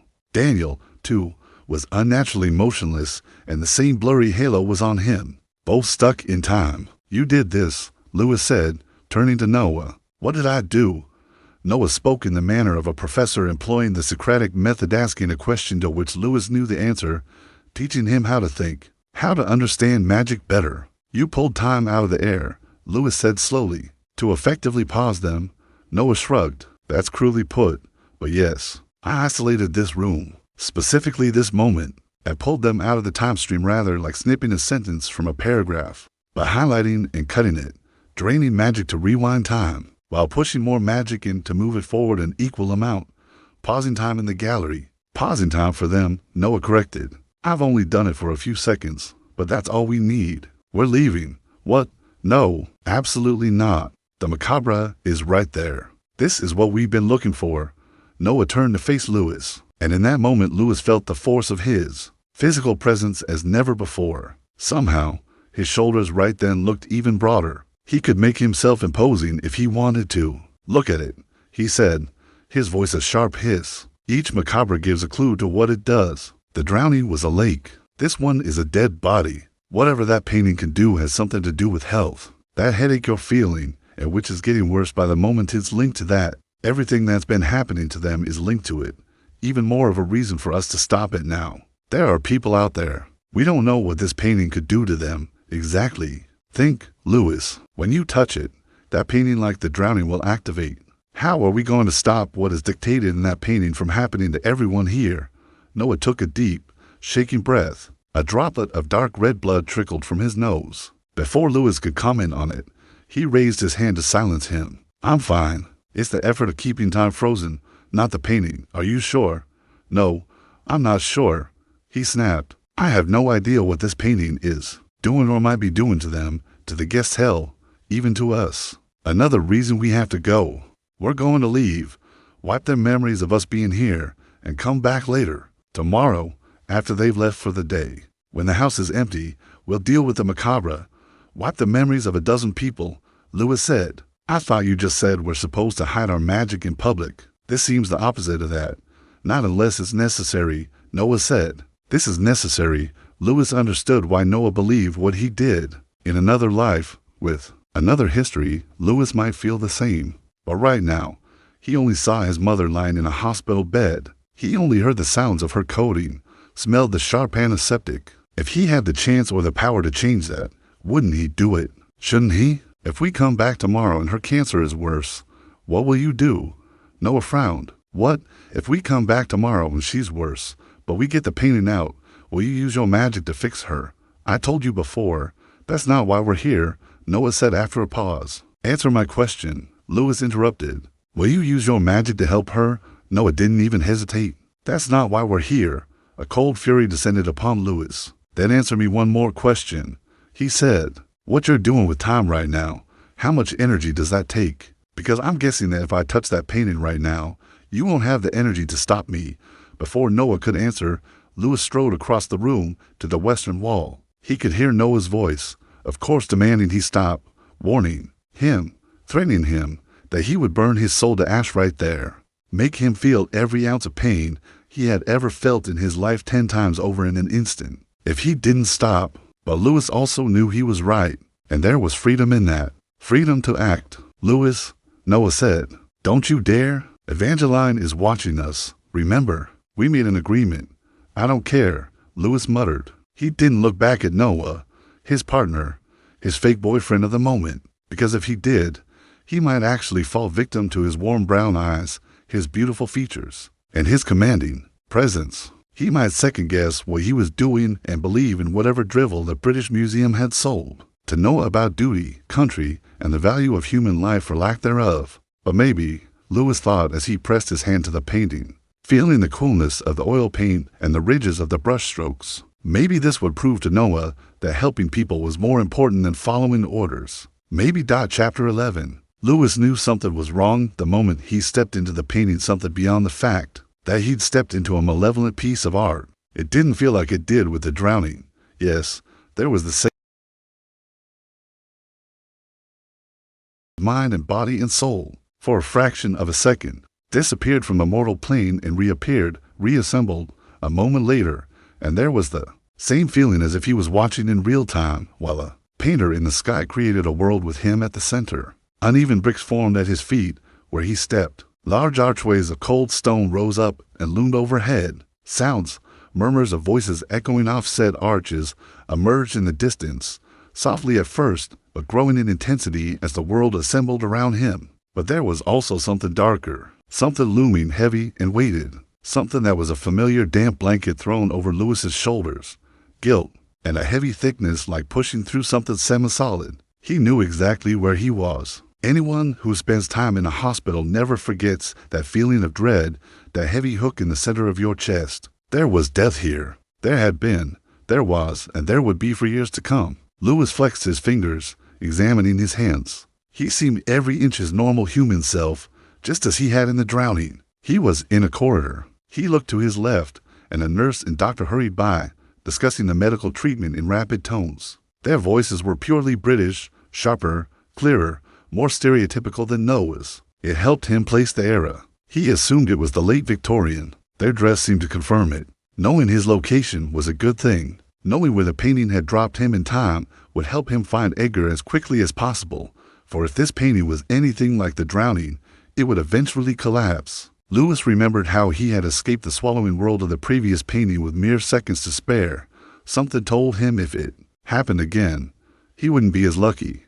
With urgency, Lewis walked quickly down the hallway, keeping his distance from the doctor and the nurse. He wasn't sure if the people in the background could see him. They weren't part of the painting in Amy and Daniel's home. These people who moved toward him and by him, on a loop created by a memory, weren't evident in the painting's physical manifestation in the mundane world. This seemed like useful information he would tell Noah the moment he got out. The more they knew about the macabre, the better. He followed the doctor and nurse up a set of winding brick-laid stairs. They turned left down a hallway and vanished into what he assumed was a patient's room. A chorus of wails and screams erupted a woman's voice. A mother, a sister, a daughter, perhaps the patient herself. It made no difference. All that mattered was her pain, unadulterated, raw nerve exposed to their pain that would never heal. It might lessen with time, but never disappear. He knew that sound, because it was the same exact sound he had made when the doctors told him his mother had died at 3:40 p.m. on a day that was warm and brisk all at the same time, the type of day she would have loved to spend outdoors. It was then that he spotted Edgar, sitting in a crumpled heap on the floor some distance down the hallway, and was almost grateful to have something beside the memories to occupy his mind. Edgar looked different, not just older, though that was part of it. His body had settled into itself, bones and musculature had found equilibrium. His face was a little sharper, his hair a little wilder than before. He seemed to be about 20 years old now, old enough to know now that the bitter, caustic attitude he had when younger was an accurate reflection of life, but still too young to find a way to harness it into something meaningful. It was a cruel age, your early 20s. Even at a glance, Lewis saw on him the telltale signs of an artist.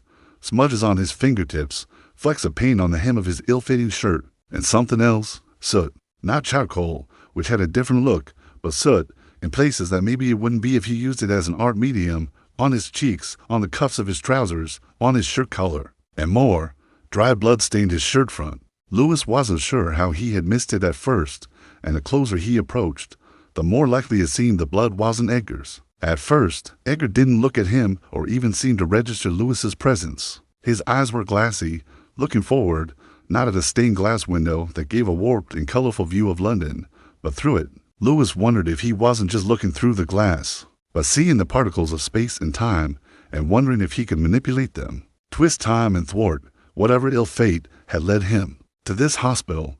Lewis knew that feeling well, the fixed stare, that feeling of having vacated your body. That came from the realization something horrific had happened on your watch. Trauma, he thought, was the thing that bound all generations together. After a moment, Edgar's eyes seemed to focus. Lewis attempted a reassuring smile, and failed. He wasn't even sure if Edgar could see him, really see him. His facial expression remained fixed. Then he spoke. "I haven't seen you in a while." His voice was flat and even. Lewis sat down next to him. What did he say to that? He couldn't tell the truth, even if Edgar already was starting to put the pieces together. Their last encounter had been less than half a decade ago. From Edgar's perspective, "What happened to you?" he asked. Edgar's eyes drifted down to his hands. He turned them over, revealing his palms and his knuckles covered in small cuts and bruises. Nothing that would impede his motor functions, but there was a slight tremor in both hands. His knuckles were red and bruised like he'd been punching someone. No, not punching. His nails were cracked, too, split and bleeding, the cuticles torn in some places, pads bruised in others, as if he had been digging through rubble. Lewis frowned. "Did you do something?" he asked. "Did you hurt someone?" Was what he really wanted to ask. Edgar let out a thin chuckle. "You haven't looked outside, have you?" Lewis stood and went to the stained glass window, all pale yellows, pinks, and soft blues in the form of a butterfly. Gazing out, he saw the London streets, fire and smoke in the distance. There were muffled bells of fire engines roaring toward the flames. He turned back to Edgar. "I have his blood on me," Edgar said, looking down at his hands. "I didn't know blood was this warm, but then so cold." "Did you?" Lewis understood that Edgar wasn't really present. Whatever had happened outside had broken him. Lewis squatted down, grasping Edgar by the shoulders, but Edgar only stared at his fingers, at the smudges of blood, like red chalk. Those stains, Lewis knew, would never truly disappear, however Edgar might scrub at them. There was so much he wanted to ask, not only about Edgar, but about the painting. But before he could draw breath, the double doors down the hallway burst open and 3 gurneys came careening down, a gaggle of doctors and nurses following behind. One of the bodies was draped in a sheet, the other 2 were uncovered. Their faces were mangled. Fragments of shrapnel protruding like stalactites had grown from their flesh. One, a young girl, had lost a leg, and her arm was nearly severed, dangling by a few strands of tendon and ligament. Lewis felt sick, more from the smell than the sight, but before he had the chance to react, 2 more figures entered the scene, trailing behind the doctors and the nurses and the dead, or the undead, or the soon-to-be dead. An older man and woman, expensively dressed, parents of the victims. Lewis knew without question by the looks of devastation and grief on their faces, grief that turned to anger when the father caught sight of Edgar. "You!" he roared. Lewis moved out of the way just in time. Again, he wasn't sure if the older man could see or touch him, but he didn't want to risk it.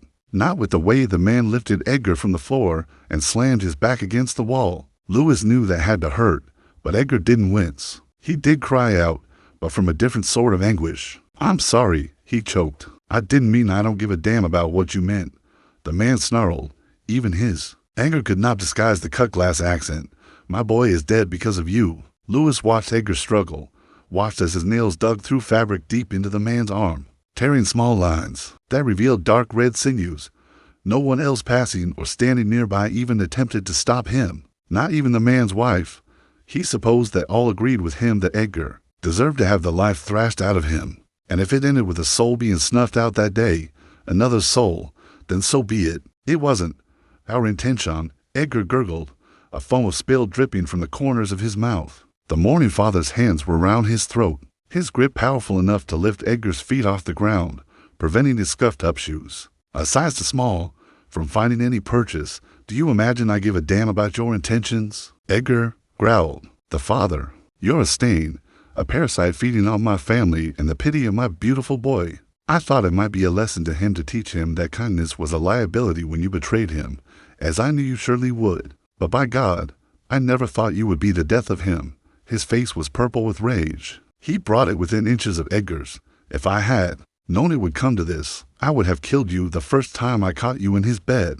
If it were within Lewis's power, he would have pried those hands from Edgar's throat.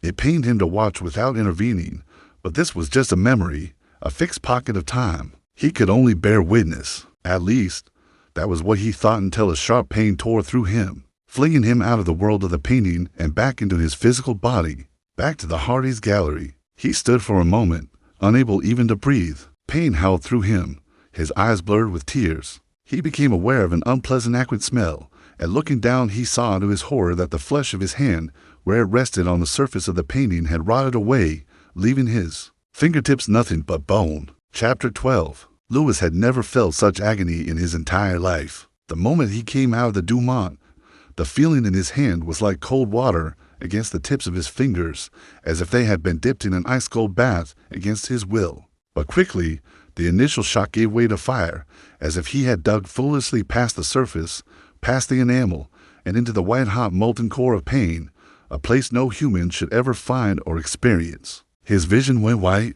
Every nerve in his body tried to compensate for the initial fiery pain that started from the tips of his fingers. He couldn't think, couldn't process what was happening. He only knew that he would do anything to make it stop. Perhaps this was what happened when humanity pulled back the curtain and touched the live wire current that made the universe what it was. What had Noah called it? Resonance? A power no man should try to harness. Or maybe that he shouldn't try to harness. Perhaps this was his punishment for thinking he could be something special. Almost as if some god had taken pity on him, the pain instantly subsided.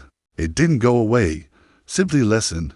It was as if a knife was only plunged an inch or so into his flesh now instead of carving into his marrow. It was only barely tolerable, but it was weak enough that he could function. With the waves of full-body pain receding, he became aware of individual polyps of suffering across his body. His lungs burned.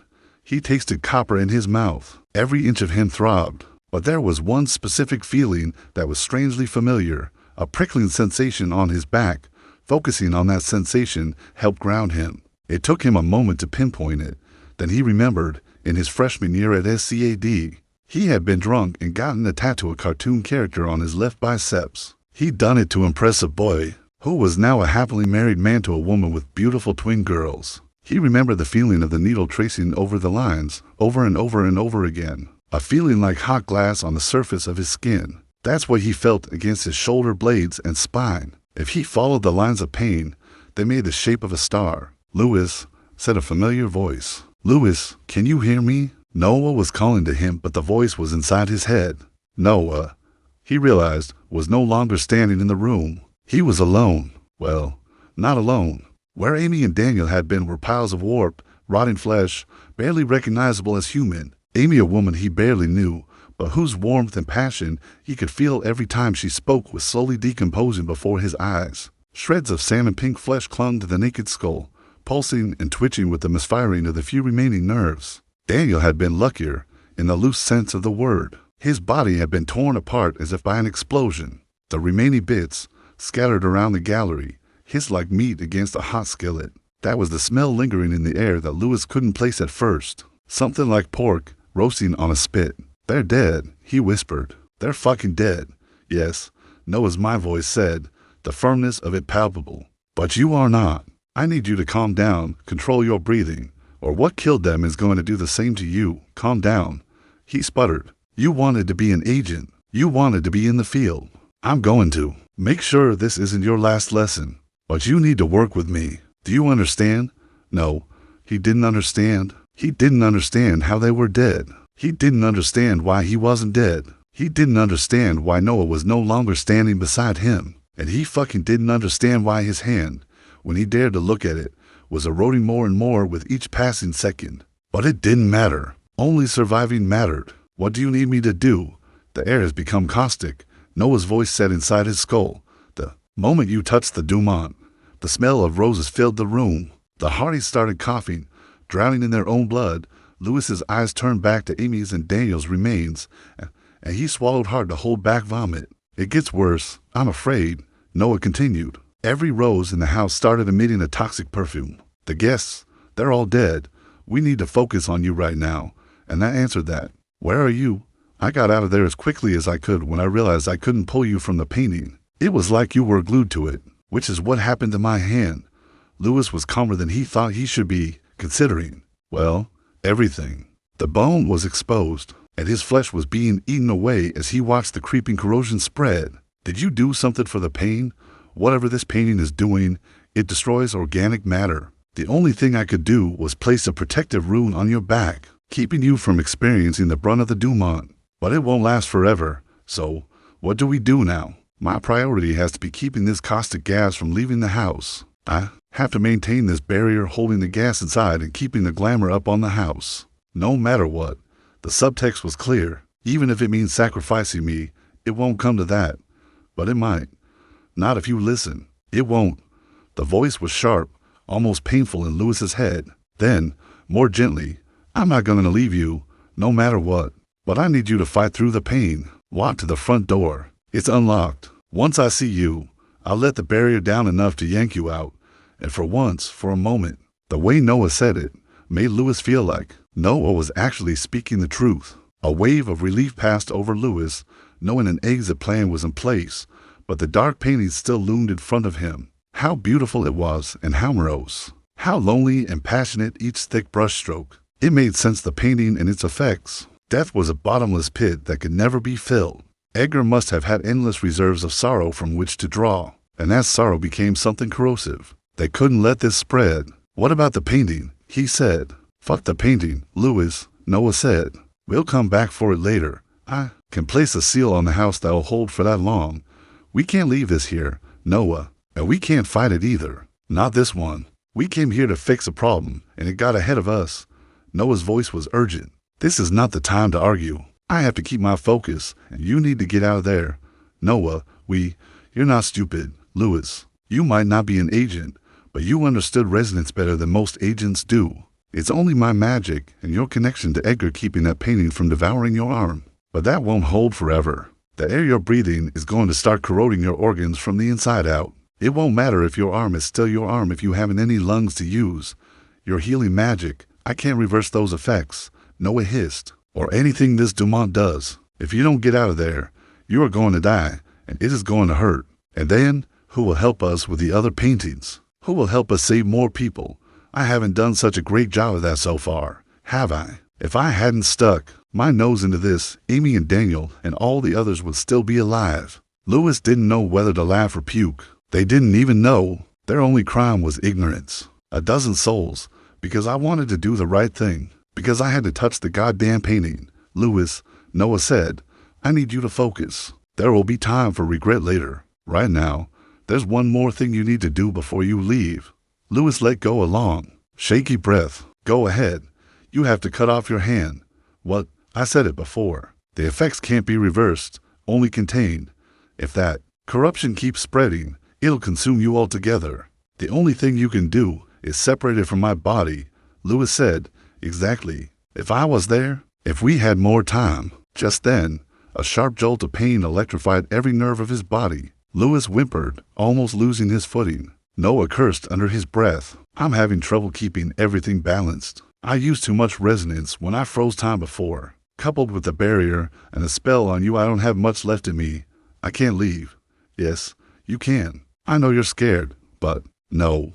I mean, I can't leave this room. Not until I deal with this painting, Lewis said. You're pushing yourself to the limit. You can't contain this forever. The only way to stop it is to seal the painting. To end this, Lewis and Noah weren't face to face, but he could tell Noah was frowning. Maybe some type of feedback from their connection. After a moment, Noah said, Did you even gather the name? No. The connection broke before I had the chance. We don't have time to argue this. I have maybe 3 more minutes before the shield comes crashing down. That should give me time to. Lewis was interrupted by a bout of coughing. Blood spattered on the floor, not just a few specks, but a brimming mouthful of thick, red liquid. We're running out of time, Noah said. Then shut up and let me do this. Lewis had thought being so close to death would feel different. Maybe it was Noah's magic, but all he could focus on was the chance to do good. There was real and present danger here, a danger to everyone in Perth, maybe to everyone in the world.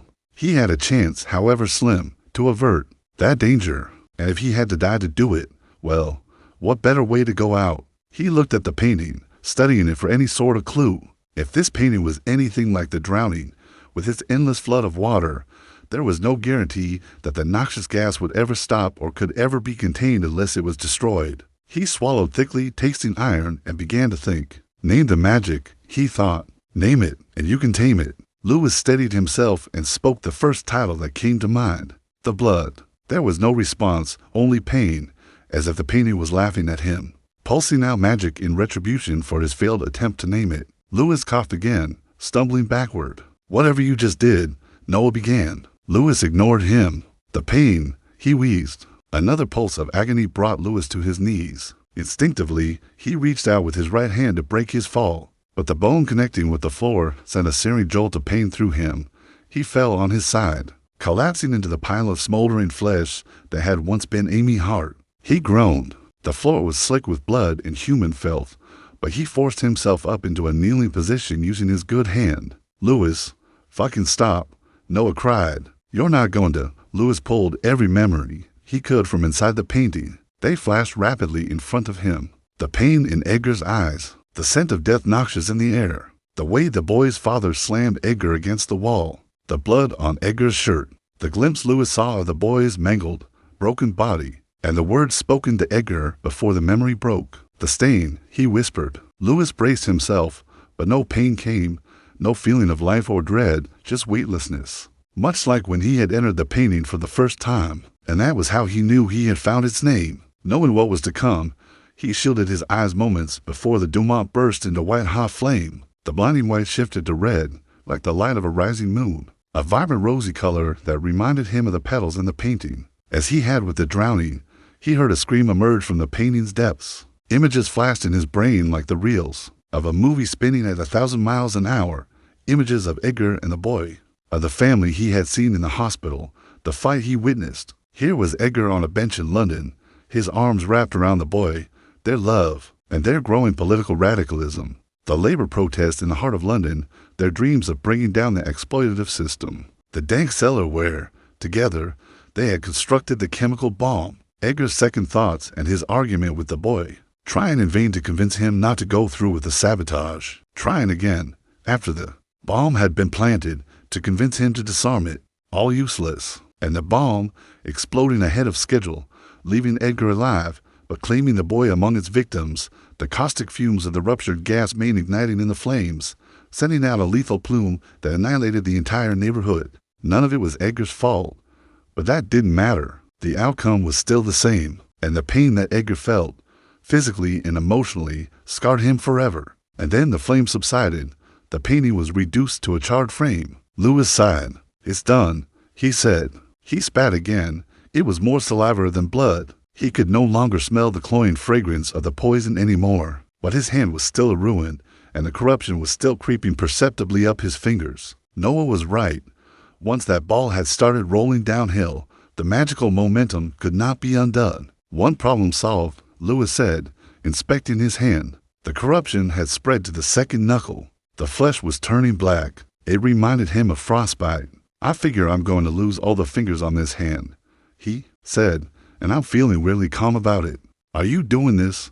I told you, the rune on your back was to make your pain less, not just physical pain, but emotional trauma too, Noah said softly. We're in this together, till the very end. I can make it so you won't feel it when you cut your hand off, but I can't do anything about what happens next. You'll have to make the cut yourself. I can't break my concentration, or I risk being exposed to the necrosis too.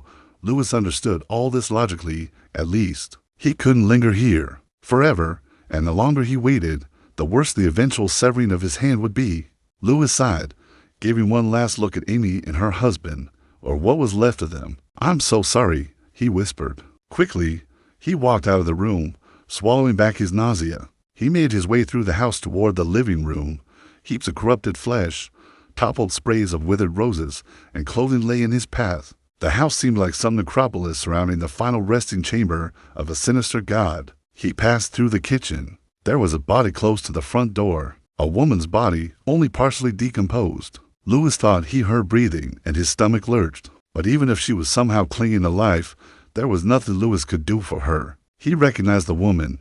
He had seen her when he had walked into the party with Noah. She had a bright, infectious laugh. He remembered that, and the man she was with had been embarrassed. You deserved better than him, he thought, and maybe if he had told her so, she would have left before everything went to hell.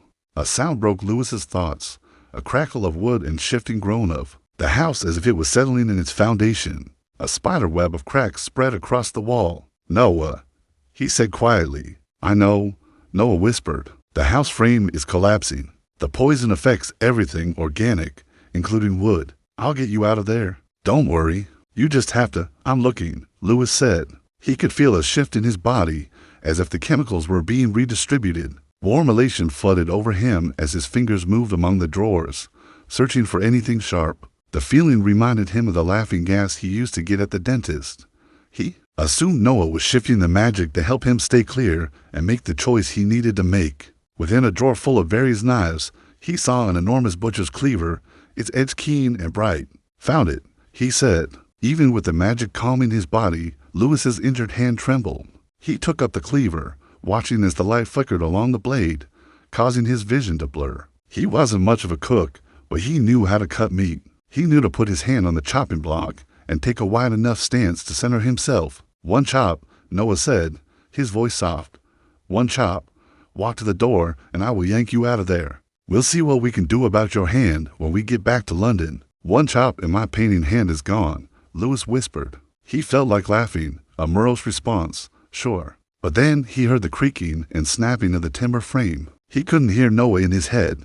Lewis supposed he had enough to do holding the house together. He drew a deep breath and raised the cleaver, brought it down to within an inch of his wrist, raised it again. Another false start, another shaking of the house, another grumble of the timbers. It was almost as if the house itself was warning him, trying its best to keep itself together for him. Now Noah was speaking again, but he couldn't make out the words. All he could hear was his own pulse, the shaking of his breath. His vision was growing black at the corners, not because he was about to die or his mind was short-circuiting, but because he was staring down a tunnel at the only choice left to him. He swung down his arm with all his strength. There was a moment of pain, a fracture of disassociation as his one hand chopped off his other, making itself an orphan. That fleeting instant of white-hot pain, and then the magic of Noah's rune, kicked in like a generator, and he felt only a dull throb, like splinters in every single finger. Lewis didn't have to be told what to do. He grabbed a towel,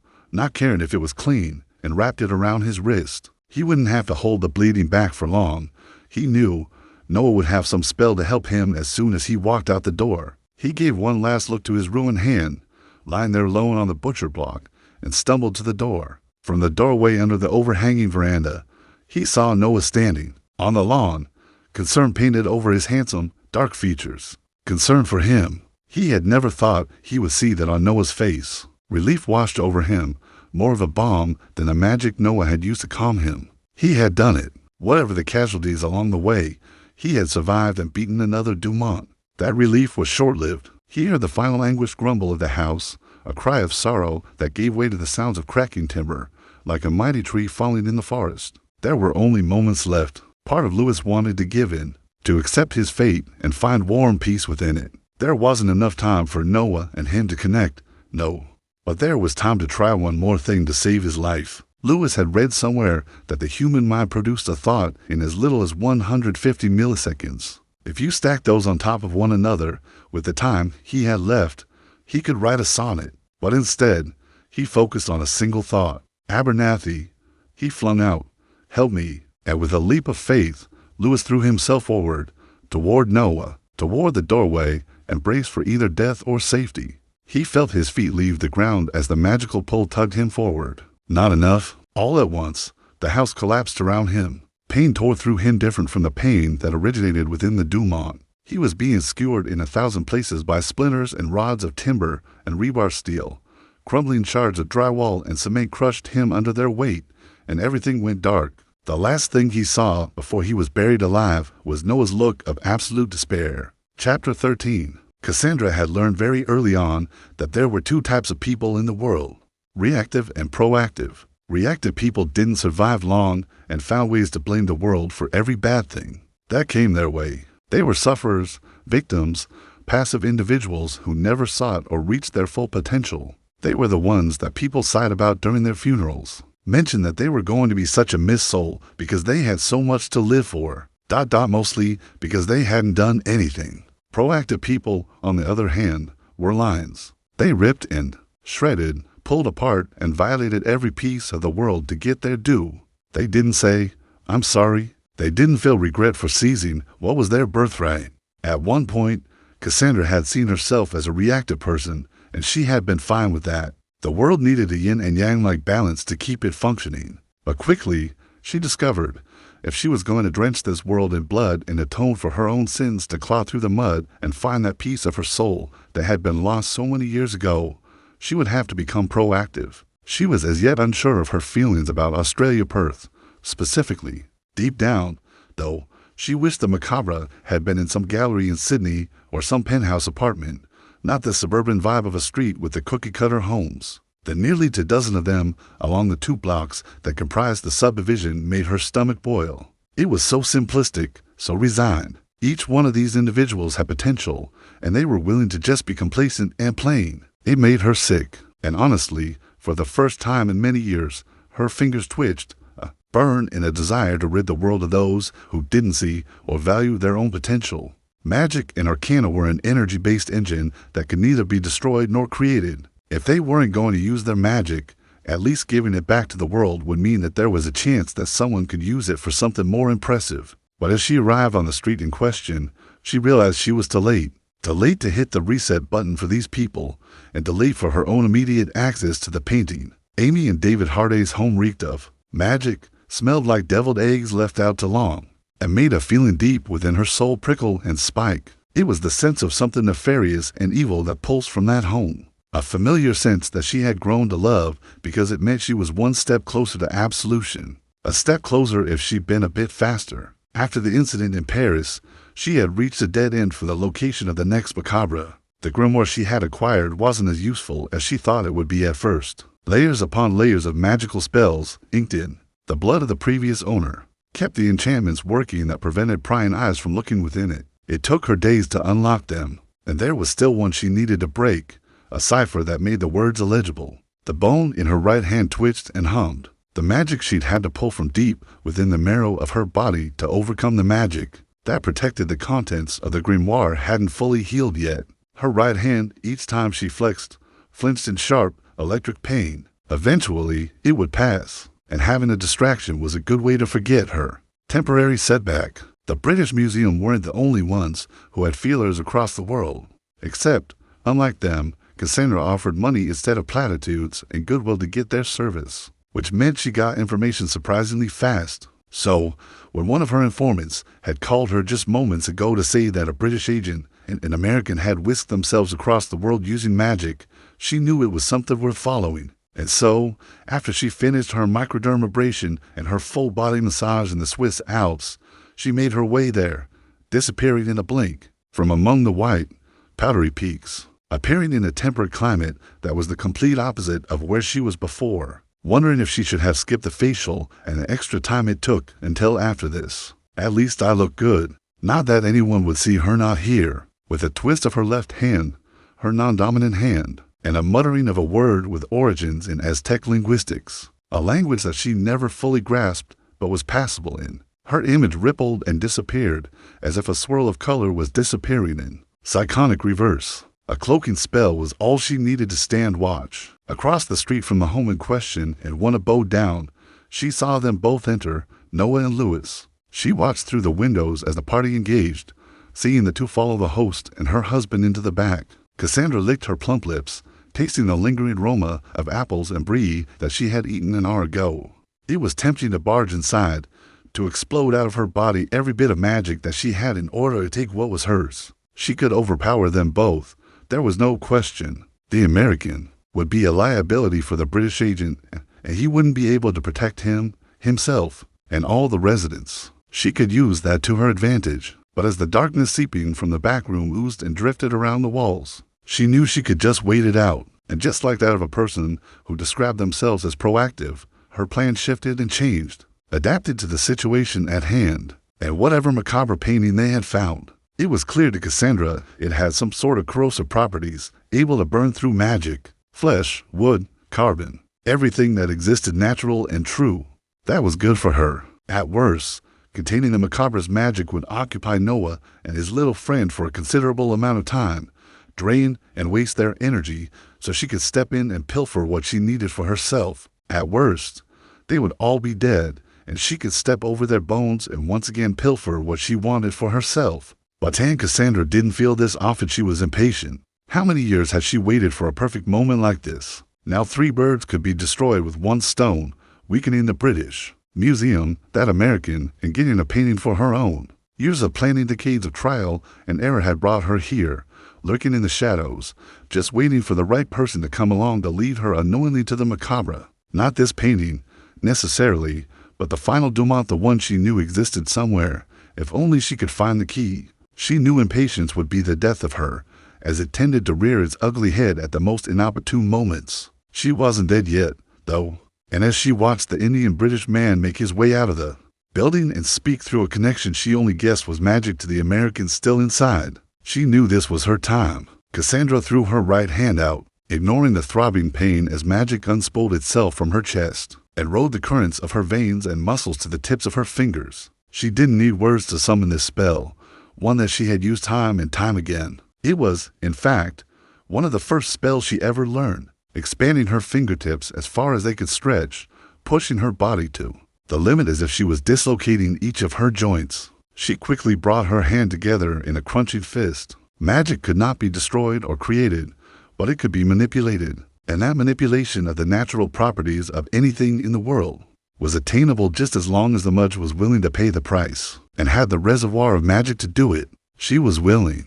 She had the magic, and so she manipulated one of nature's most powerful constants, gravity. Within a merciless instant, the supporting beams of the house snapped all at once. The remaining beams couldn't keep the diseased house afloat, and it collapsed right in front of them. The American inside wasn't a concern of hers, as long as she could go in, get what she needed, and leave. But before she could make a conclusion about whether or not she was going to have an American zombie to play with, she saw something interesting. The Indian man stepped back and screamed a guttural cry. "Fuck!" he yelled, voice echoing in the night. She could tell his magic was still wrapped around the building. Anyone on the streets wouldn't have seen the aftermath yet. She imagined the party was still going on to anyone with prying eyes, and noted he must be a talented magician to be able to hold that illusion together, contain the crawling necrosis, and help out his friend. He was someone she should watch and perhaps fear, a deduction she concluded was true when he stood up from his crouched position and slowly turned 180 degrees to look behind him. Cassandra was fairly confident he couldn't see her, but the way that his eyes bored through her did cause her breath to catch at the back of her throat. His warm, brown eyes had become sharp and almost hawk-like, the iris rings glowing white. It wasn't natural, not an expression of magic of his own volition, but a clear sign that someone was piggybacking on his senses. And Cassandra was fairly certain she knew who it was, and that someone she did actually fear, and she hadn't been afraid of anyone in a long time. "I know you're there," Noah said, his voice calm and even, or at least watching from somewhere far from here. "And I doubt you're going to lower your guard and make yourself known." He was right. She had no intention, but she would hear him out. Noah took a step forward. "I don't know who you are or what you want with these painting, or even Lewis, but if you don't leave now, I will rip the veil of magic apart and pull you from whatever hiding spot you're in and wring your neck myself with my bare hands. The macabre are of interest to the British Museum. They are under the jurisdiction of His Majesty's Crown and Royal Arcane Intelligence Agency, and the American is under my charge. I've sensed your presence before, in Baltimore some weeks ago. If I detect you again, I will not hesitate to act." Noah lingered for several seconds as if he was waiting for Cassandra to quiver in her boots and make herself known. He wasn't without his justification. The threat was real. She could feel the icy hotness against her neck. But she also wasn't stupid, and neither was he. She watched as he turned, heading briskly toward the door of a neighboring home. With a wave of his hand, the wood shimmered, revealing the contract house. And to her surprise, not only did she see Louis in a heap on the floor, body broken and with a large piece of wood protruding out of his chest, a consequence of her crude spell, she imagined, she also saw a familiar woman, Evangeline, standing right there looking directly at her. And with Noah's back to her and a desire to be just a little bit messy, she lowered her illusion for a fraction of a second, blew the woman a kiss, and disappeared into the air.